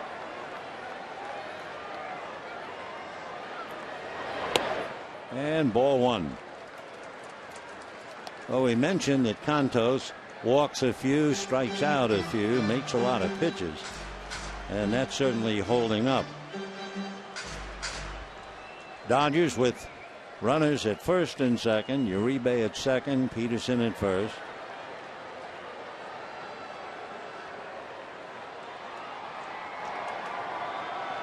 One and 0. And ball 2. Down in the Giant bullpen, the left-hander Javi Lopez begins to loosen up. You have the right hand hitting Kendrick and then Adrian Gonzalez.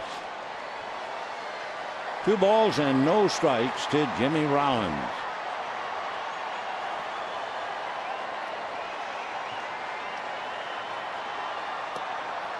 And he's now behind 3-0. George has walked 12 while striking out 16.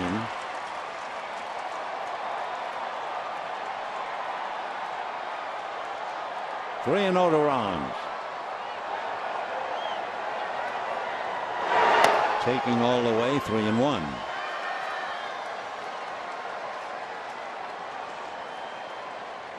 Howie Kendrick. Grounded out double, scored a run, waiting on deck.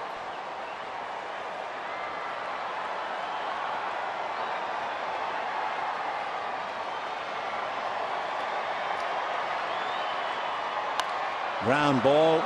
Belt will go down to second for 1. The return throw, double play. So Rollins hits into the double play, but the Dodgers still pick up a run on the walk by Grandal, the double by Uribe, and the scoring fly ball from Greinke. And at the end of 4, 7-3 Dodgers.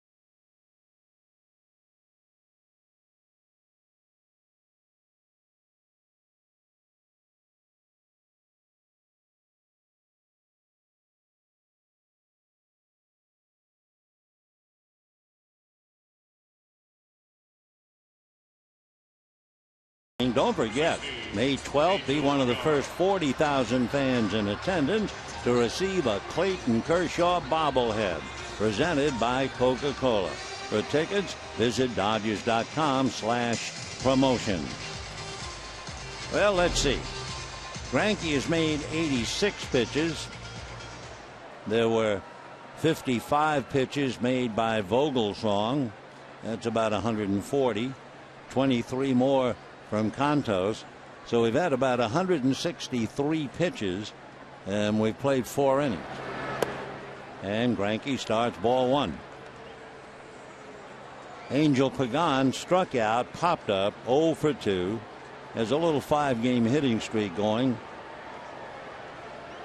Buster Posey on deck. Change curveball, drops in for a strike. 1-1 to Angel.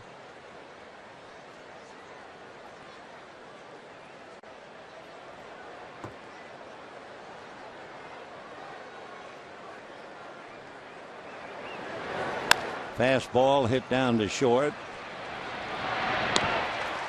Boy, he made that close, didn't he? So Rollins able to take care of Pagan. 1 away, and the batter Buster Posey.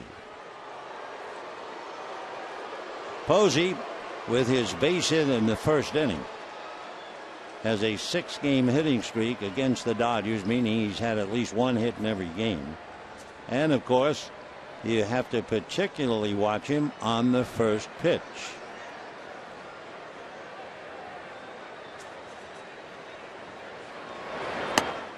Strike. 0-1.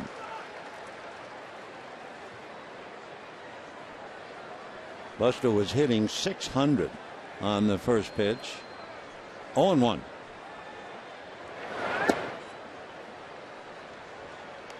Greinke needs 2 more outs here in the 5th inning to be eligible to pick up a victory.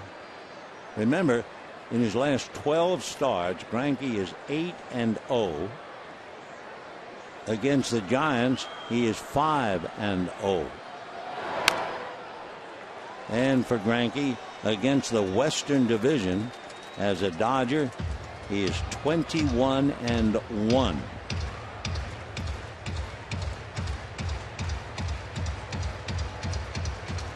One and 2 to Buster Posey.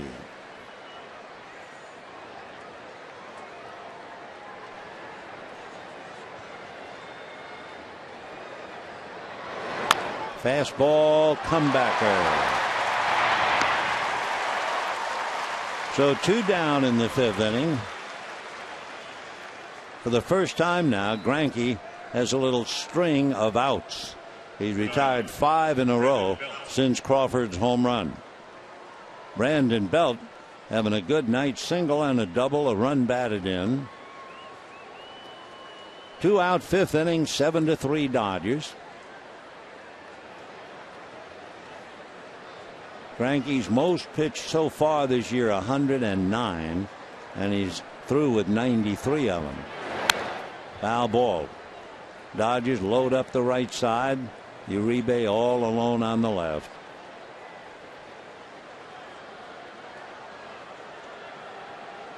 Oh and 1.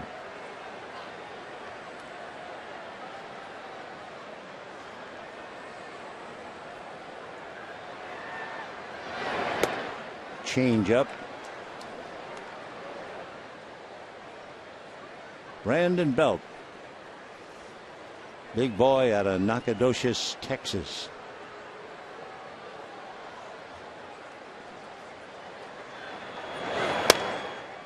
Two and 1.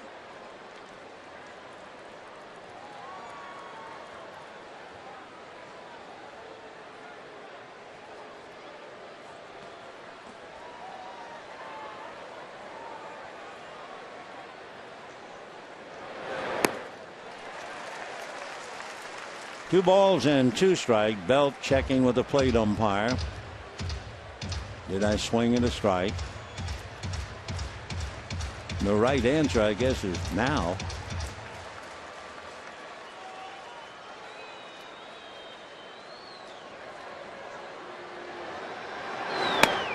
Got him. Fastball at the knees. That'll do it for Belt. And now, all of a sudden, Greinke has arrived. He's retired 6 in a row. looks so much more like himself. And at the end of 4.5, 7-3 Dodgers.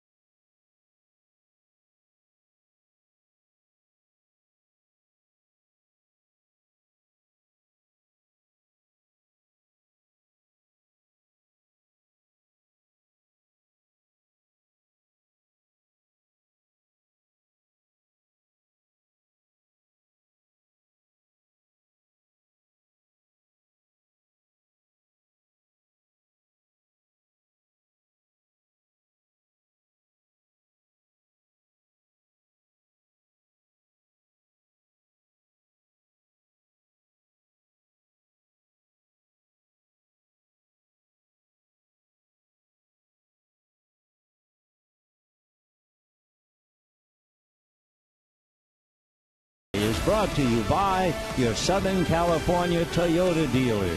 Now you can axe the tax on the entire 2015 Prius family. See your Toyota dealer today. 7-3 Dodgers, bottom of the 5th inning. Dodgers will have Howie Kendrick, Adrian Gonzalez, then Scott Van Slyke. And for the Dodgers, they have to feel a little more relaxed after watching Greinke suddenly look like Greinke. Fastball and a high fly ball to right. Maxwell is there. 1 out, 5th inning. And the batter will be Adrian Gonzalez, homered and fly deep to right, advancing Kendrick to third, where he scored on Van Slyke's fly ball to right.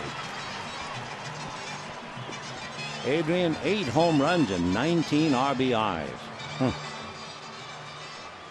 course, the Dodgers, with 4 home runs tonight, have hit 32 home runs in 20 games plus a couple of innings.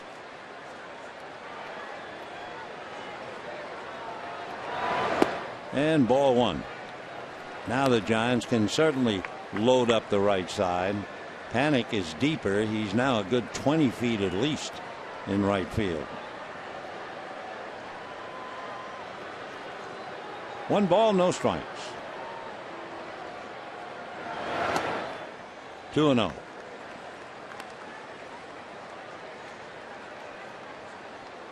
Greinke has made 98 pitches in 5 innings. He had made 109 pitches last time out. So they'll ask him to go at least another inning. 2-1. And finally, he has gotten his stride and he's retired 6 in a row. That's when the good ones do. They go to the mound, they don't have what they want, they're frustrated, they battle, and then all of a sudden they get in stride. Meanwhile, line drive, base hit into left center. Over to get it is Pagan. So Gonzalez goes 2 for 3, and the batter will be Scott Van Slyke. Well, hello, little one, with your beads. Mom's just letting her feel her oats. Yeah, number 1. Who would possibly deny you of anything?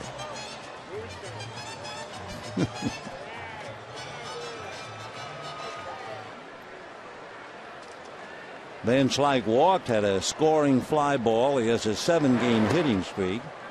And ball 1. We're in the 5th inning. Dodgers lead 7-3.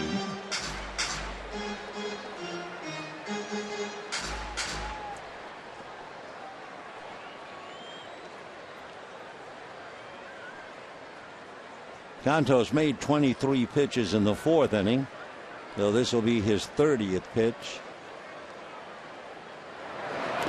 Check swing, it'll be a strike. 1-1.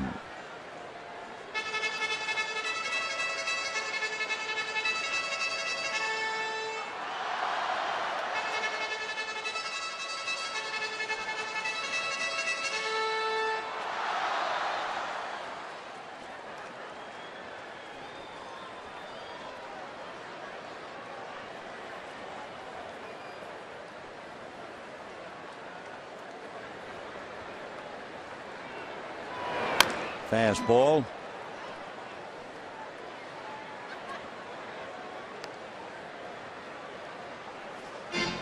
Giants got a run in the 1st inning on 3 singles with 2 out. But the Dodgers came back and exploded.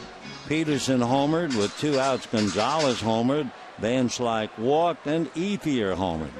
And all of a sudden the Dodgers were leading 4-1. They've led ever since.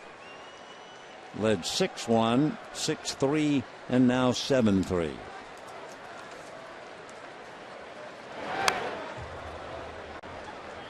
So Scotty up there 1-2. Jimmy Rollins hitting the home run, hitting number 2 in the lineup. Odd to see him there. And sitting quietly, deep in thought alongside of him, Yasiel Puig. There's Jock Peterson. He homered first at bat to tie up the game.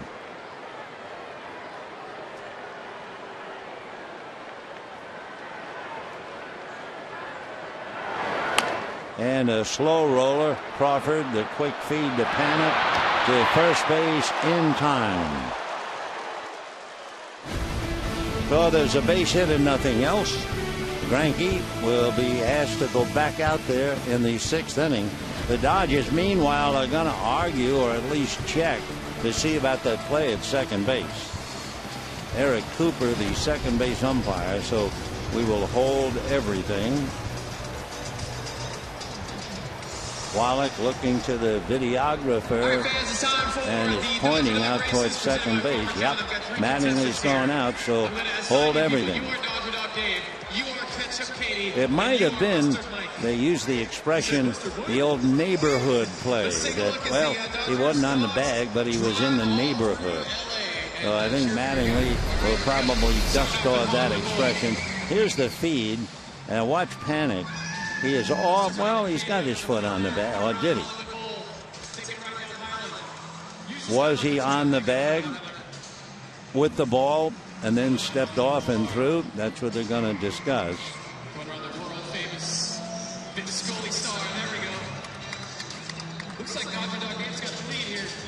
Well, there's only 2 umpires talking. Here's the play at first.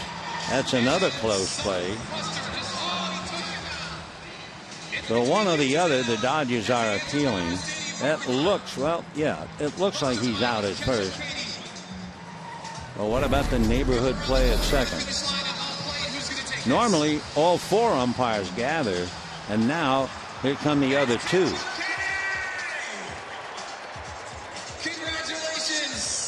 Mattingly, I'm sure, is talking about the ball and the glove as the second baseman got to the bag and then stepped off. He has not convinced the umpires yet. Here's that soft under toss. That's close. That looked like he was out at first, but the one at second base, this one, see that right foot? Was he off the bag when he took the throw? That's the neighborhood. Well, the umpires are not looking at the tape.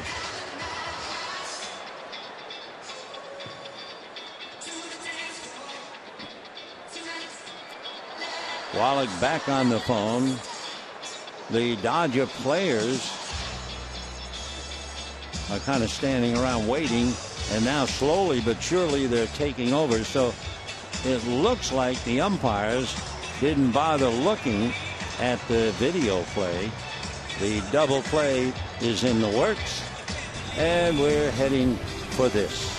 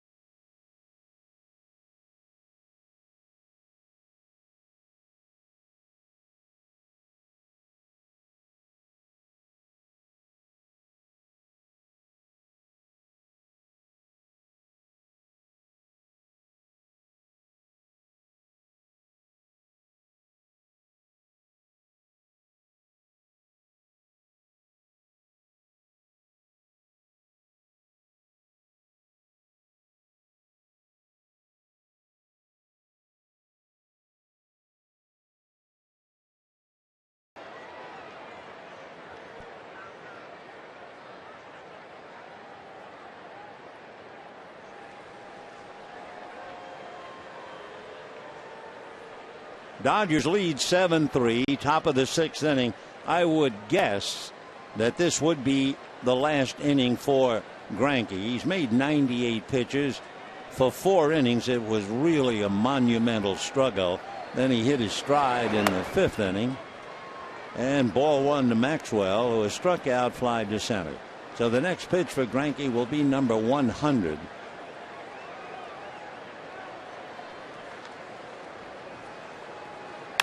And it's a fly ball deep to center. Peterson going back to the track. He's there.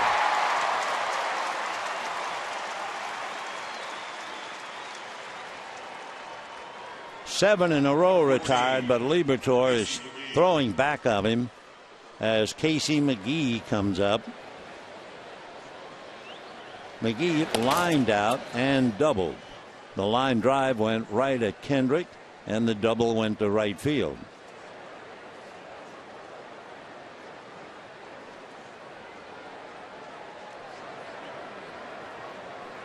Top of the 6th, 7-3 Dodgers. Check swing strike.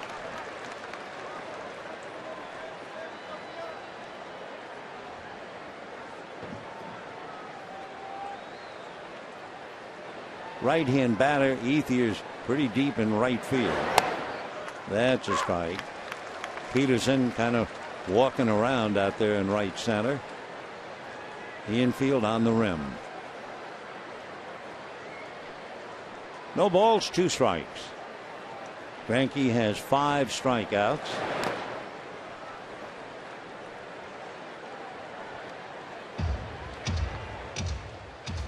Greinke 3 wins, no losses. A remarkable earned run average, 1.3.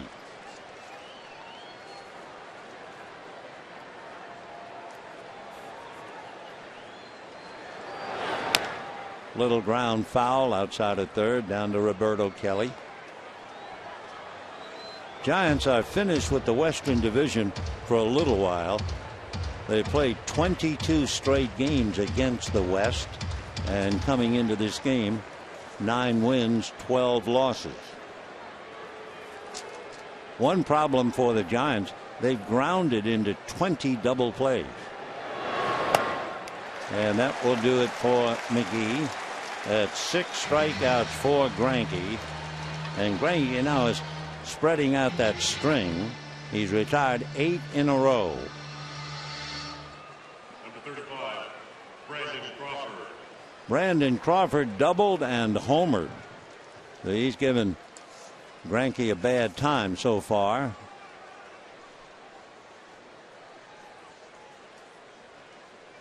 Crawford coming into the game was only 2 for 15 against Greinke. But the first couple of innings, it really didn't look like Greinke on the mound. 1 ball and no strikes. Honeycutt checking, make sure Liebertor. And Greinke now after 106 pitches, so you know he will not be pitching much longer. 2-0.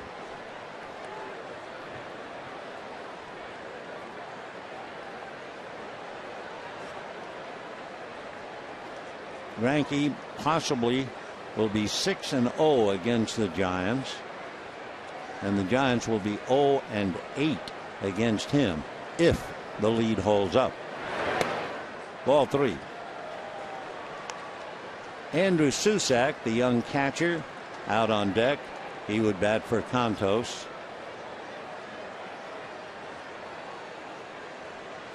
3-0. And ball 4.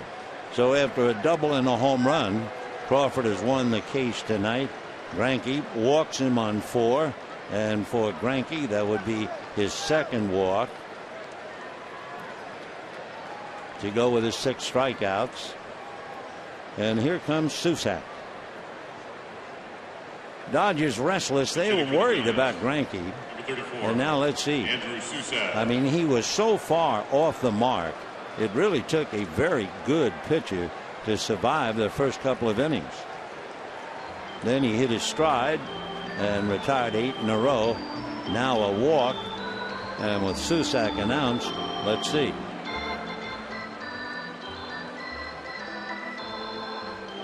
You have the left-hand hitters coming up, Aoki and Panic. The Mattingly just wants to know, Greinke, you got a little gasoline left? And the answer is yes. So Greinke made 109 pitches in 7 innings his last time. Now he's made 109, but he's in the 6th inning. Andrew Susac will check in against him. Susac has never faced Greinke.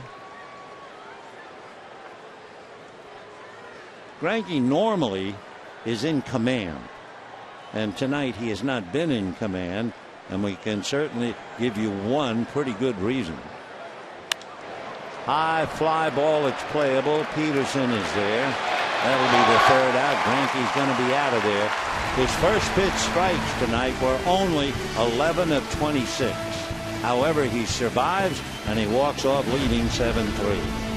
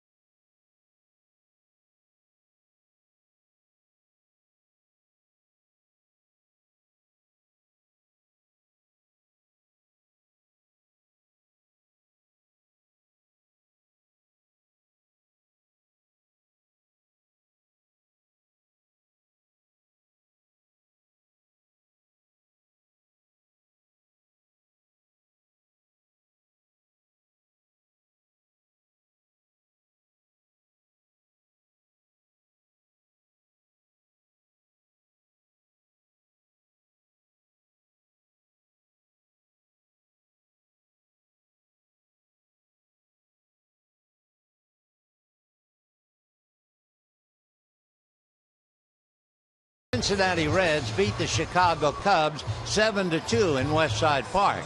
And you say, well, what's the big deal? Well, the big deal was that Cincinnati, believe it or not, showed up without their uniforms. Well, they're in Chicago, and there are two teams in Chicago. So the Reds wore the Chicago White Sox uniforms since they were on the road. And wearing the Chicago White Sox uniforms, the Reds beat the Cubs 7-2. Now that's the story. Let's go back to this one.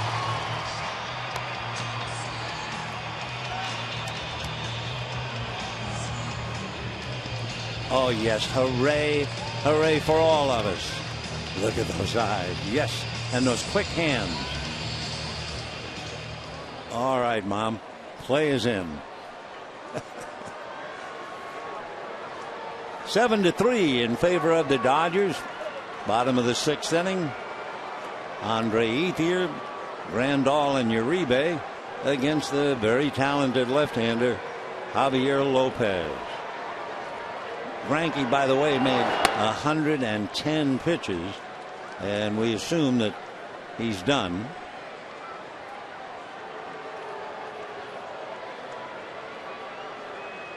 Zach talking to Rick Honeycutt.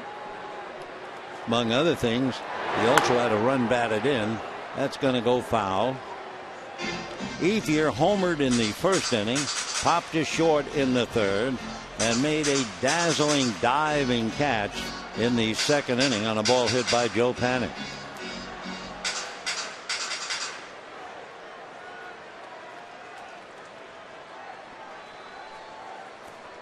One ball and one strike. Little chopper moving over from third. McGee to make the play.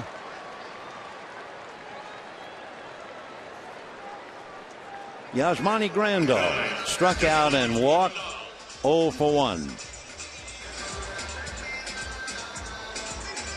Juan Uribe hitting 8th in the lineup will be coming out on deck.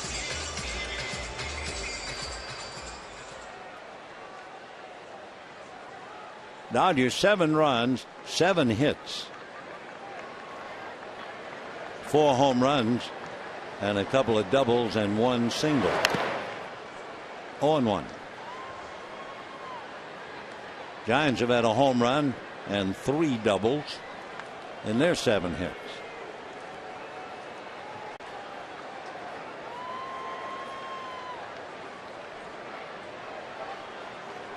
No balls and 1 strike.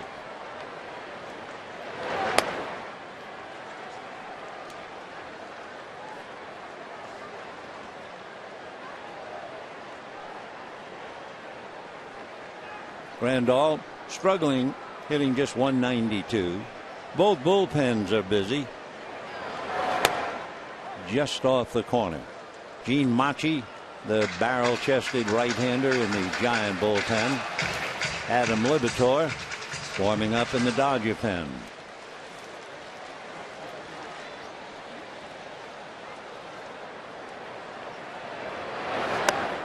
Trying to get that outside corner. He won't get it. Grandal will not bite. And we go 3-1.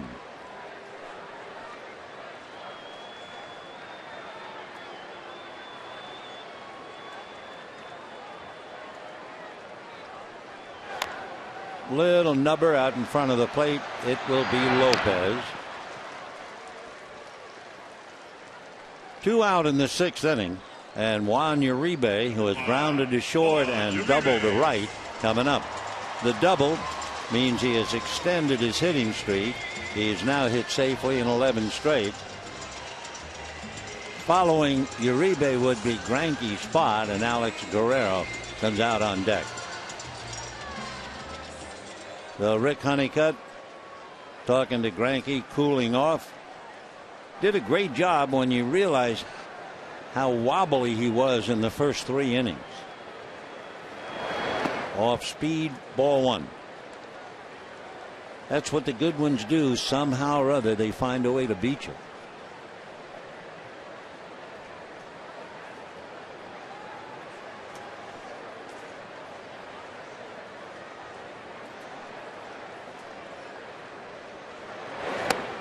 He keeps trying to get that corner, and he keeps missing. 2 balls and no strikes.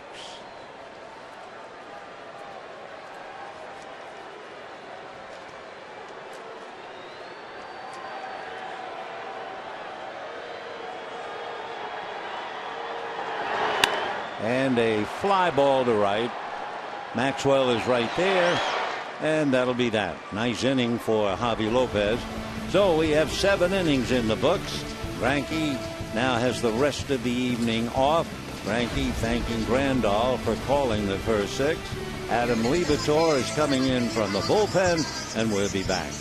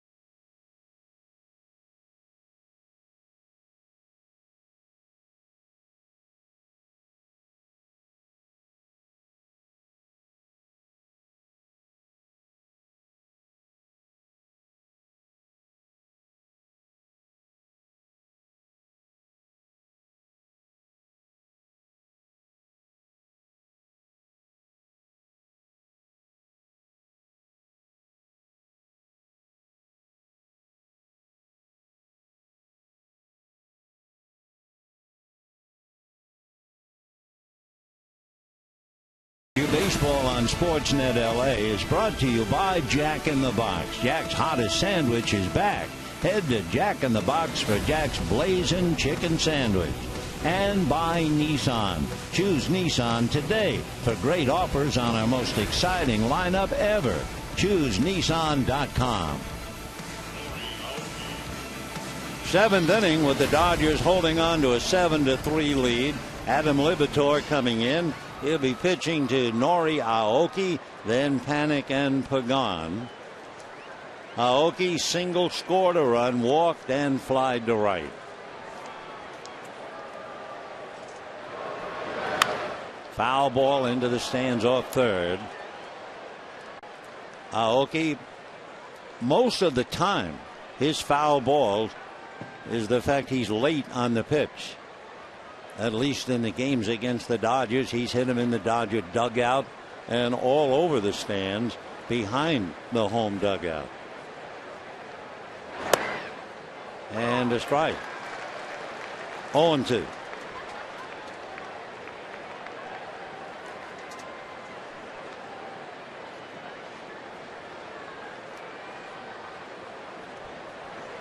You have left-hand hitters in a row, Aoki and Panik, and then Pagan, a switch hitter. And the Dodgers are backing up Liebertor in the bullpen. Line drive to third. So that's Aoki spraying the ball all over the lot and lines to third, 1 out. Number 12, Joe Panik. Joe Panik struck out. He was robbed of an extra base hit on a diving catch by Ethier in the 2nd inning. And the last time up, grounded to Gonzalez. On deck, you have Pagan, who can switch. Liebertor, big man. He's 6'3" and about 230. Fastball, a little low, ball 1. Adam from Bellflower went to school at Tennessee Tech. And actually, he might have been born in Bellflower, but he really grew up in Pennsylvania.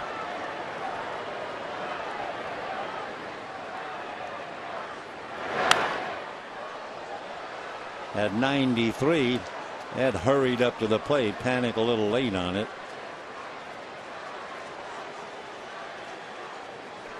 One ball and 1 strike. Dodgers 7 runs, 7 hits. Giants 3 runs, 7 hits. And we're in the 7th.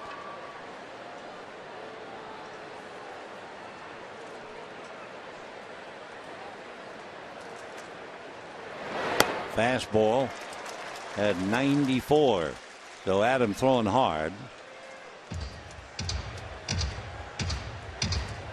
Adam has the neck of a football player.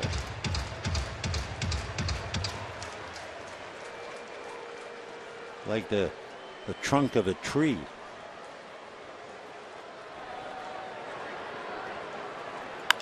And slap to left. Van Slyke right there to pick it off. So the left-hand hitter's a little late against Liberatore. Aoki lined to third, Panic to left, and the batter now Pagan, who will turn around to bat right-handed. I remember a long time ago talking to Jim Gilliam, who was a wonderful player for the Dodgers for many years. And as a switch hitter, we asked Gilliam one time, what's the toughest thing about switching? And he said, not getting hit with the pitch. You go one way and you react that way. Then you go the other way and you might be late in your reaction. At least that's the way he explained it. Pagan is struck out, popped up, grounded out, 0 for 3.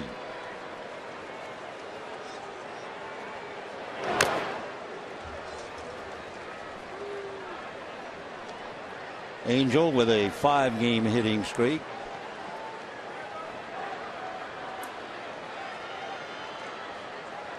Pagan came into the game hitting better than 350, though he's given up a couple of points. Means a lot to the Giants. 1 ball and 1 strike.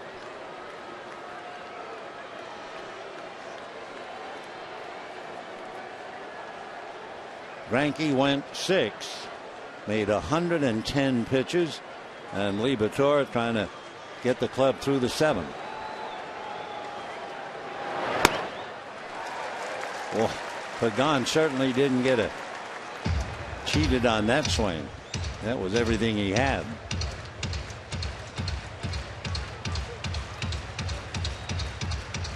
You wonder, and we found out that last night, how a major league hitter can hit a ball, let's say going 95 miles an hour. How can they possibly hit a ball going that fast?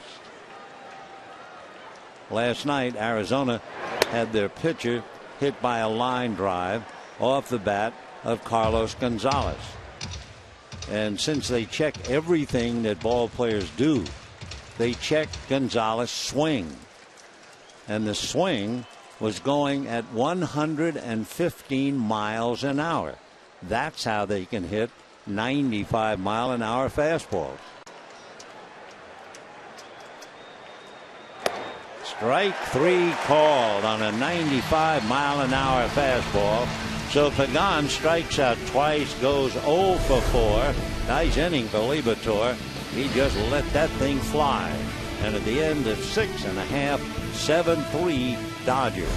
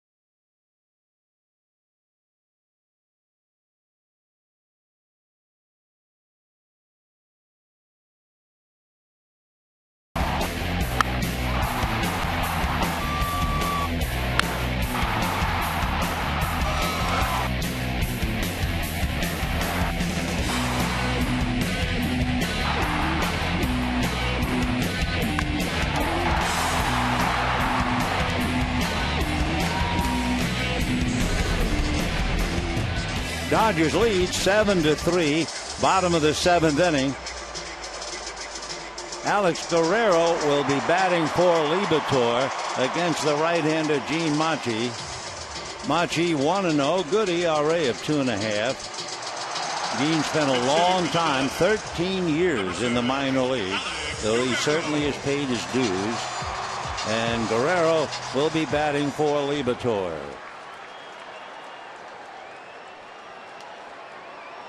Guerrero 5 home runs, 13 RBIs. Very successful, 3 for 6 coming off the bench.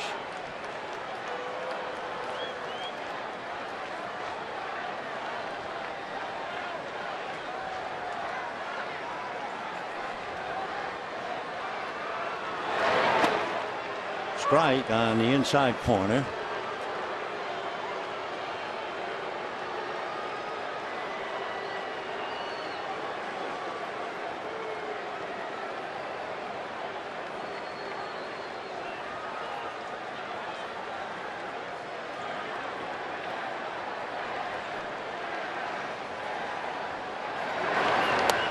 And another strike.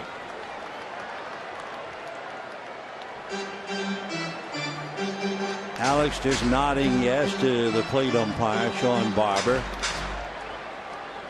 No balls and 2 strikes.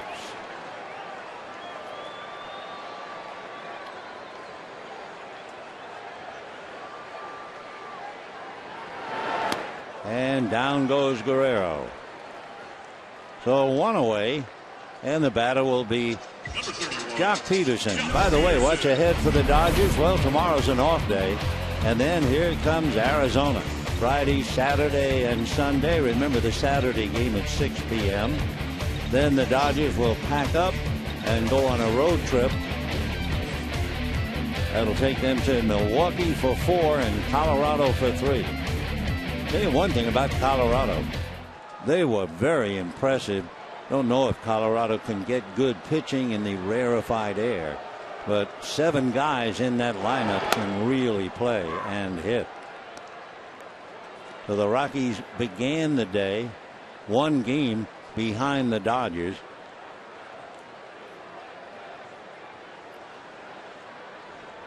Rockies are doing better on the road, but they've been knocked off by the Diamondbacks. Diamondbacks beat them tonight 9-1. But if the Rockies somehow could come up with some pitching, they have a good ball club. 1-1. 2-1 to Peterson, who homered, struck out, and walked. So Machi takes care of Guerrero, and now young Jock.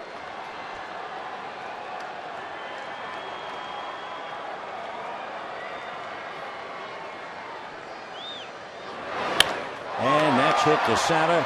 Here comes Pagan. Line drive hit so hard it just stayed up. So Peterson, a tough out, lines out to center. Number 11, Jimmy. And with 2 out, Jimmy Rollins. Jimmy grounded out, homered, and hit into a double play.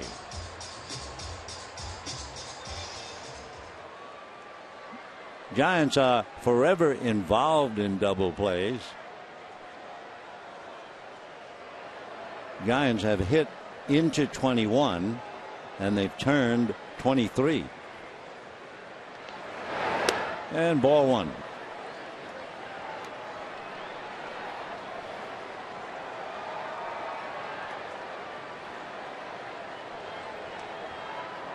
When the Giants come up in the 8th, Posey, Belt, and Maxwell.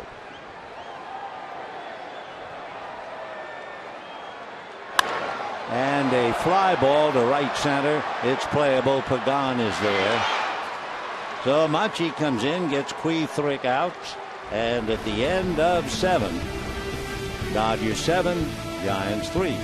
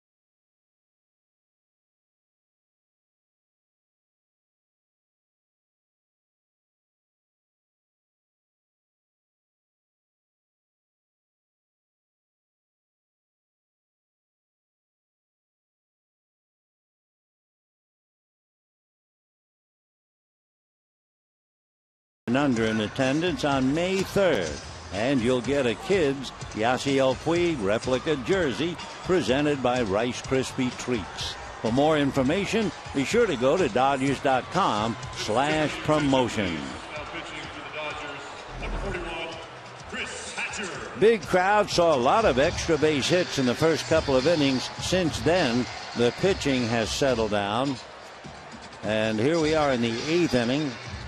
The Giants have had a walk since the home run by Crawford in the 4th inning.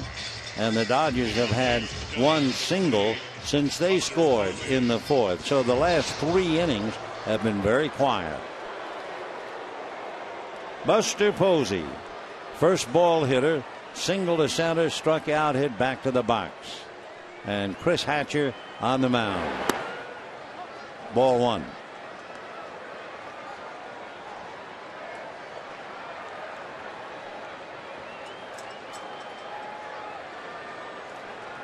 One ball and no strikes. That's in there.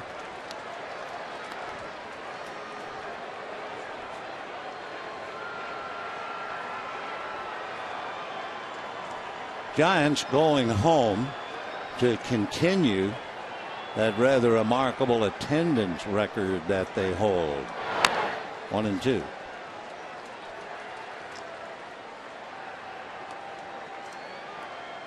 Last we checked, the Giants had drawn 336 consecutive sellouts at AT&T Park. 1 ball and 2 strikes.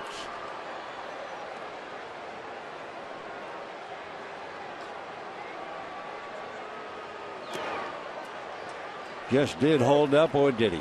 Yes, says first base umpire Quinn Wolcott. He did. Talking about sellouts, the Dodgers have one tonight.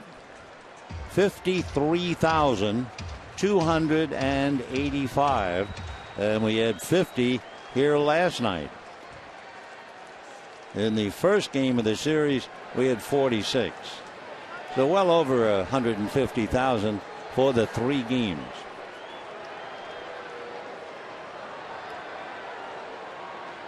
And remember, after tonight, there are still 13 more meetings between the Giants and the Dodgers in the dirt. Chris Hatcher out of University of North Carolina, Wilmington, working on Posey. Chris 6'2", 205-pounder. 3-2. And popped up around the plate. Randall in fair ground and makes the catch. Dangerous because he was awfully close to his mask. Hatcher picks it up and hands it to him. Or Gonzalez did. Number 9, Brandon Belt. That's usually what they teach the catcher. Hold on to the mask until the very last minute. He carried it and then dropped it. Now he starts back, and he was a step away from that mask. So Posey pops up, and that brings up Brandon Belt. Belt singled, doubled, and struck out. 1 ball and no strikes.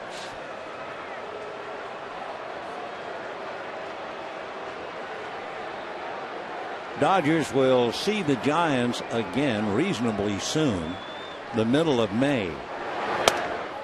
They'll have to go to San Francisco on May 19th, 20th, and 21st. The Giants will be here in June, 19th, 20th, and 21st. And then they don't see each other until the last week of the season, a 4-game series in San Francisco. Fouled away. So the Giants and Dodgers will pretty much close up shop against each other by the 21st of June. And then when they meet again, it will be a collision. 4 straight at AT&T Park. 2-1. 2-2.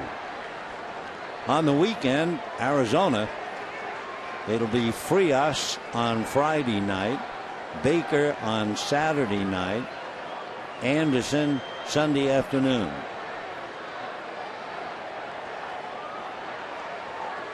Two balls and two strikes.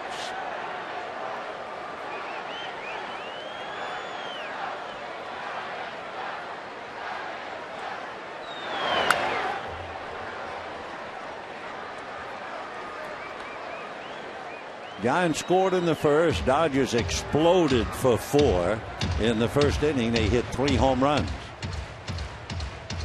Peterson, Gonzalez, and Ethier. Then later, Jimmy Rollins homered to join the fun.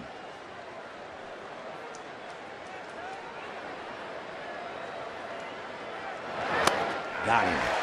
A 97-mile-an-hour fastball. That will get a lot of them.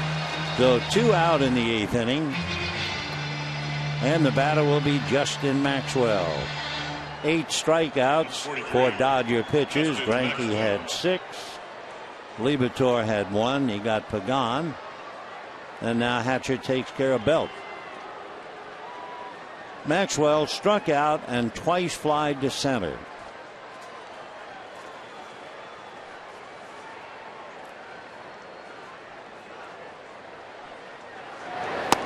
Check swing for a strike. Maxwell's first major league hit was a pinch hit grand slam. What a way to start your career.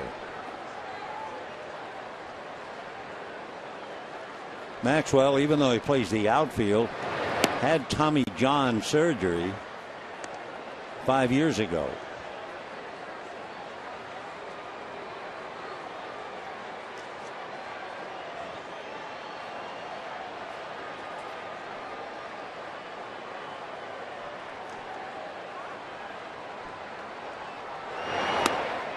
One and two. Justin is a fine defensive player after watching him in these 6 games.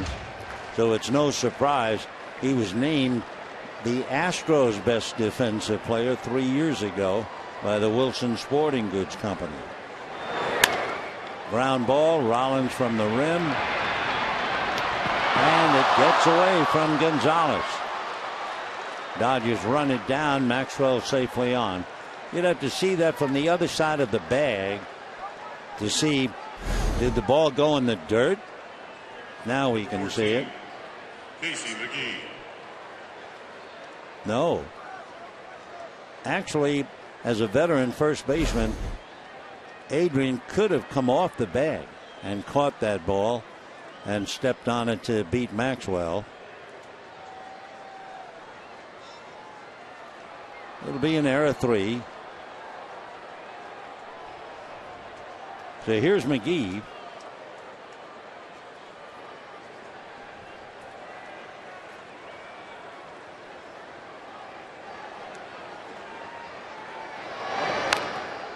No balls, 1 strike. Casey lined out to second, doubled to right, and struck out. He was aboard with his double when Crawford homered in the 4th inning. That made it 6-3 Dodgers. And then the Dodgers added another Uribe double Grandal to third, and Greinke's fly ball picked him up. And that made it 7-3. 0-1.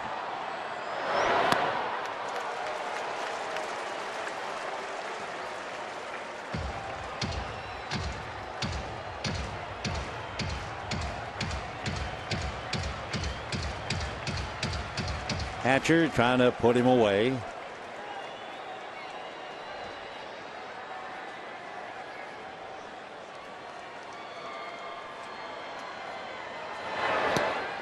And down goes McGee, striking out a second time. 2 strikeouts for Hatcher. No runs, no hits, an error, and a man left.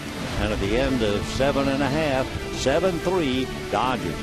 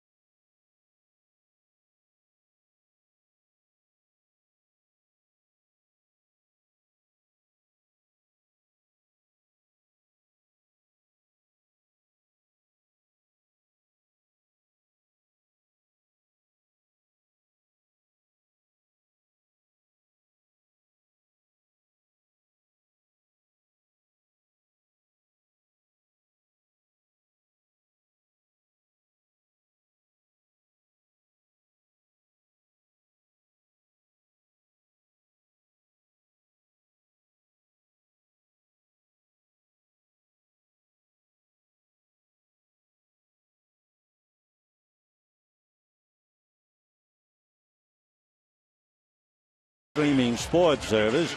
You can watch every out-of-market game live or on demand in true HD on over 400 mobile and connected devices. Real-time highlights, live look-ins, pitch tracking widget, and so much more. Every night on every device. Visit MLB.tv for details. Yusmeiro Petit out of Maracaibo, Venezuela. Petit, a good 250 pounds. The opposition has roughed him up, hitting .289 against him. And a strike to Howie Kendrick. Hatcher made 19 pitches to put the Giants away in the 8th inning. 0-1. That's a strike. Petit from Maracaibo. Jimmy Garcia beginning to warm up in the Dodger bullpen. Venezuela has produced one Hall of Famer. Who is it? Well, if you said Luis Aparicio, you're on the money. Pitch in the dirt. And the out at first. So that takes care of Kendrick in the 8th inning. 1 out. Adrian Gonzalez homered, fly to right, single to center.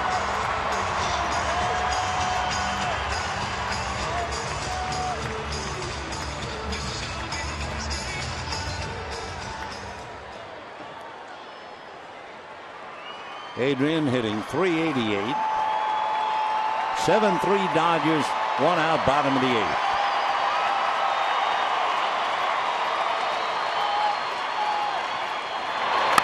And a fly ball. He just got under that. Otherwise, it's in the seats. So Adrian, a fly ball to right field. Just missed it. 2 down. And the batter will be Van Slyke. For Yusmeiro Petit, he hasn't made a start this year. In fact, his longest work was just 2 2/3 innings. Most pitches that he's made in an assignment, 40. And right-hand batters were hitting only 182 against him. 0-1. Last year, to give you an idea how tough Petit was on the hitters, he struck out 133 and walked 22. That's 6 strikeouts for every walk. 0-1. Foul back. 0-2.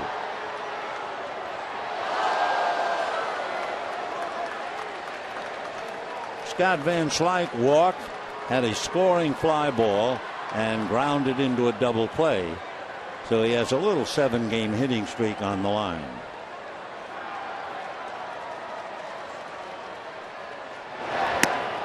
Off the plate, 1-2.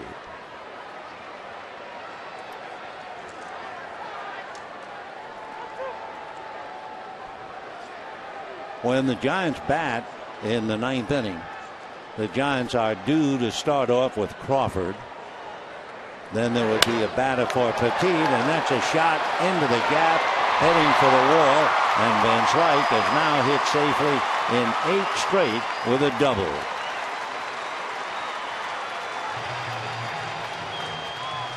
So a 2-out double by Van Slyke.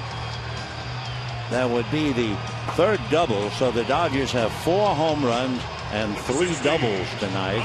And Andre Ethier coming up. The Giant dugout has a couple of men available to pinch hit. The left-hander Gregor Blanco, the switch hitting catcher Hector Sanchez, and the right-hand hitting Matt Duffy.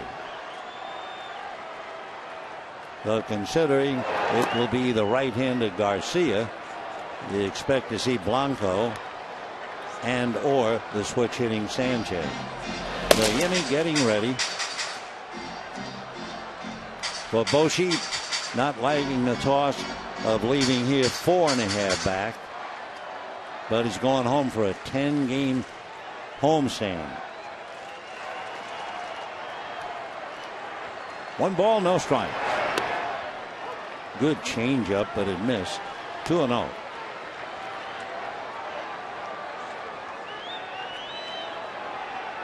Andres had a big night. 2-run home run. A dazzling catch in the outfield.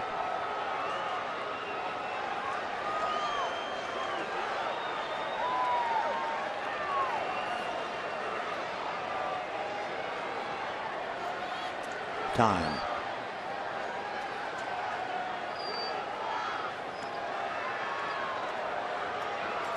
$53,285 on hand tonight.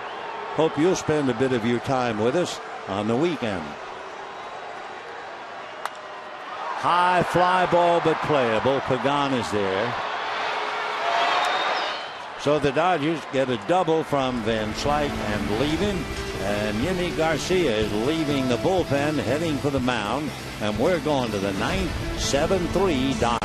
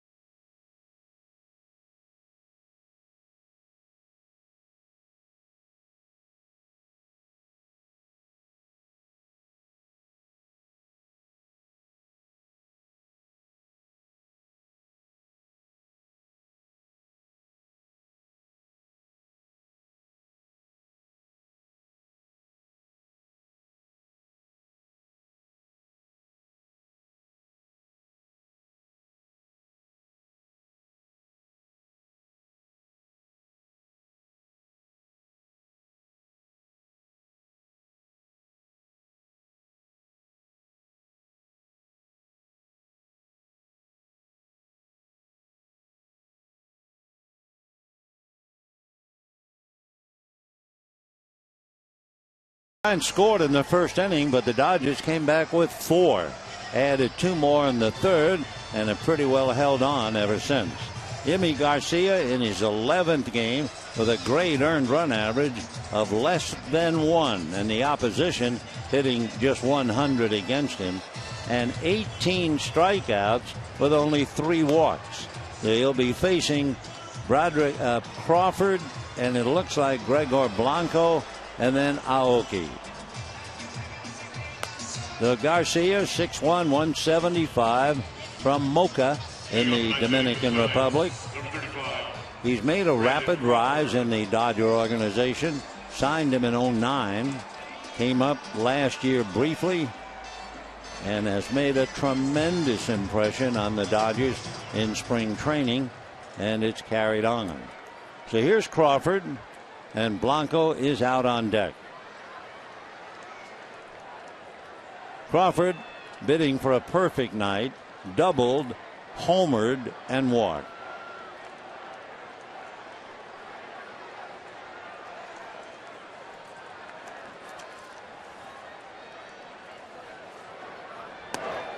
And that's a strike, starting at 93.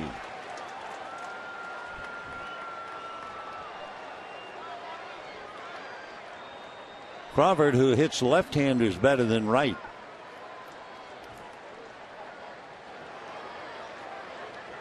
Garcia has not allowed a run in his last 8 appearances. 0-2. He is tied for second among major league relievers for the most strikeouts with his 18. Picked up his first save in San Diego. Picked up his first major league victory against the Mariners. 0-2.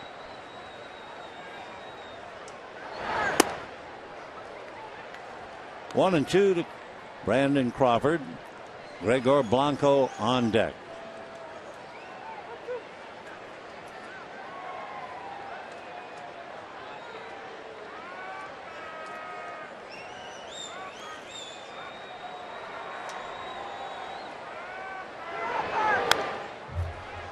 Pretty good fastball outside part of the plate.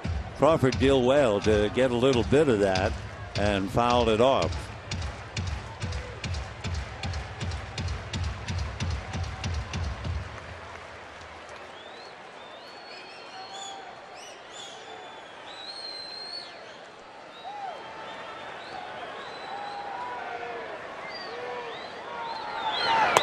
Got him.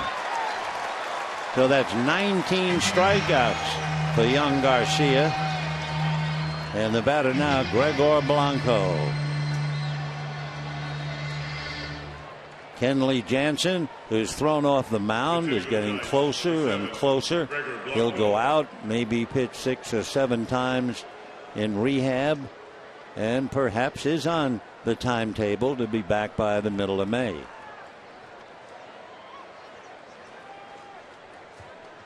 So now Gregor Blanco grew up in Venezuela.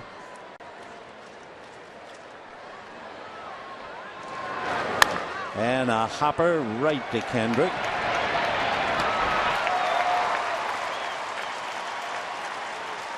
So the Giants down to their last out. And it'll be the leadoff man, the pest, wouldn't you know, Nori Aoki.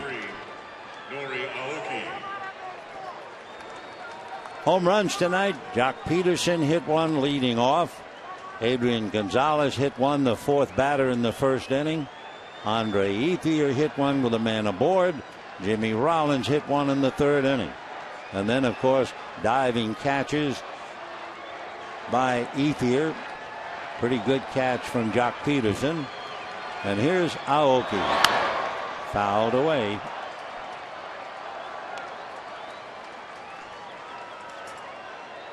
Aoki with that open stance, just trying to make contact. Hitting .307. He's a marvelous leadoff man.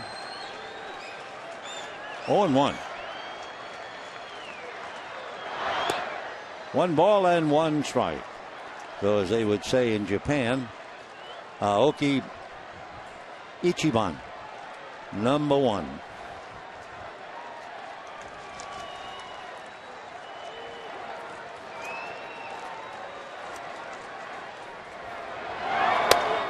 Almost hit him. He's had a lot of close calls in the 6 games. He's only been hit once this year. Garcia trying to move him off the plate, and the count runs 2-1.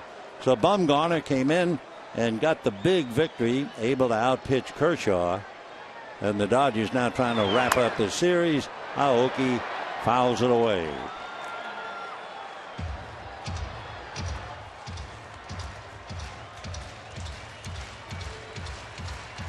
Imagine being as good as Kershaw is and not having much to show. He's 1-2, and he has 43 strikeouts. 2-0, 2-2. And foul ball. He can wear you out fouling balls off the left side. And he's been doing that throughout the 6 games.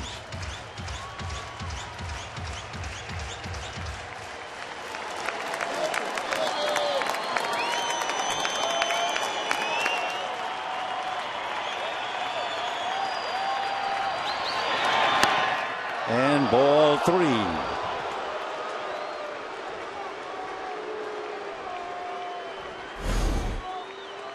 Aoki is really a battler up there at the plate. He had 1 at bat in the series. It was a 10-pitch at bat. It was just enough to wear you out. 3-2. And a little chopper speared by Garcia to throw him out. So the Dodgers, thanks to a team effort tonight, 4 home runs, good pitching once Greinke found himself. And then Liberatore, Hatra, and Garcia continues the story of the Dodger bullpen. So the Dodgers win it. They push the Giants back by 4.5. Certainly the player of the game, well, it had to be Andre Ethier. He hit a 2-run home run in the first inning, made that dazzling diving catch on the ball hit by Panic in the second. So Andre would get the honors for tonight. Tomorrow, an off day.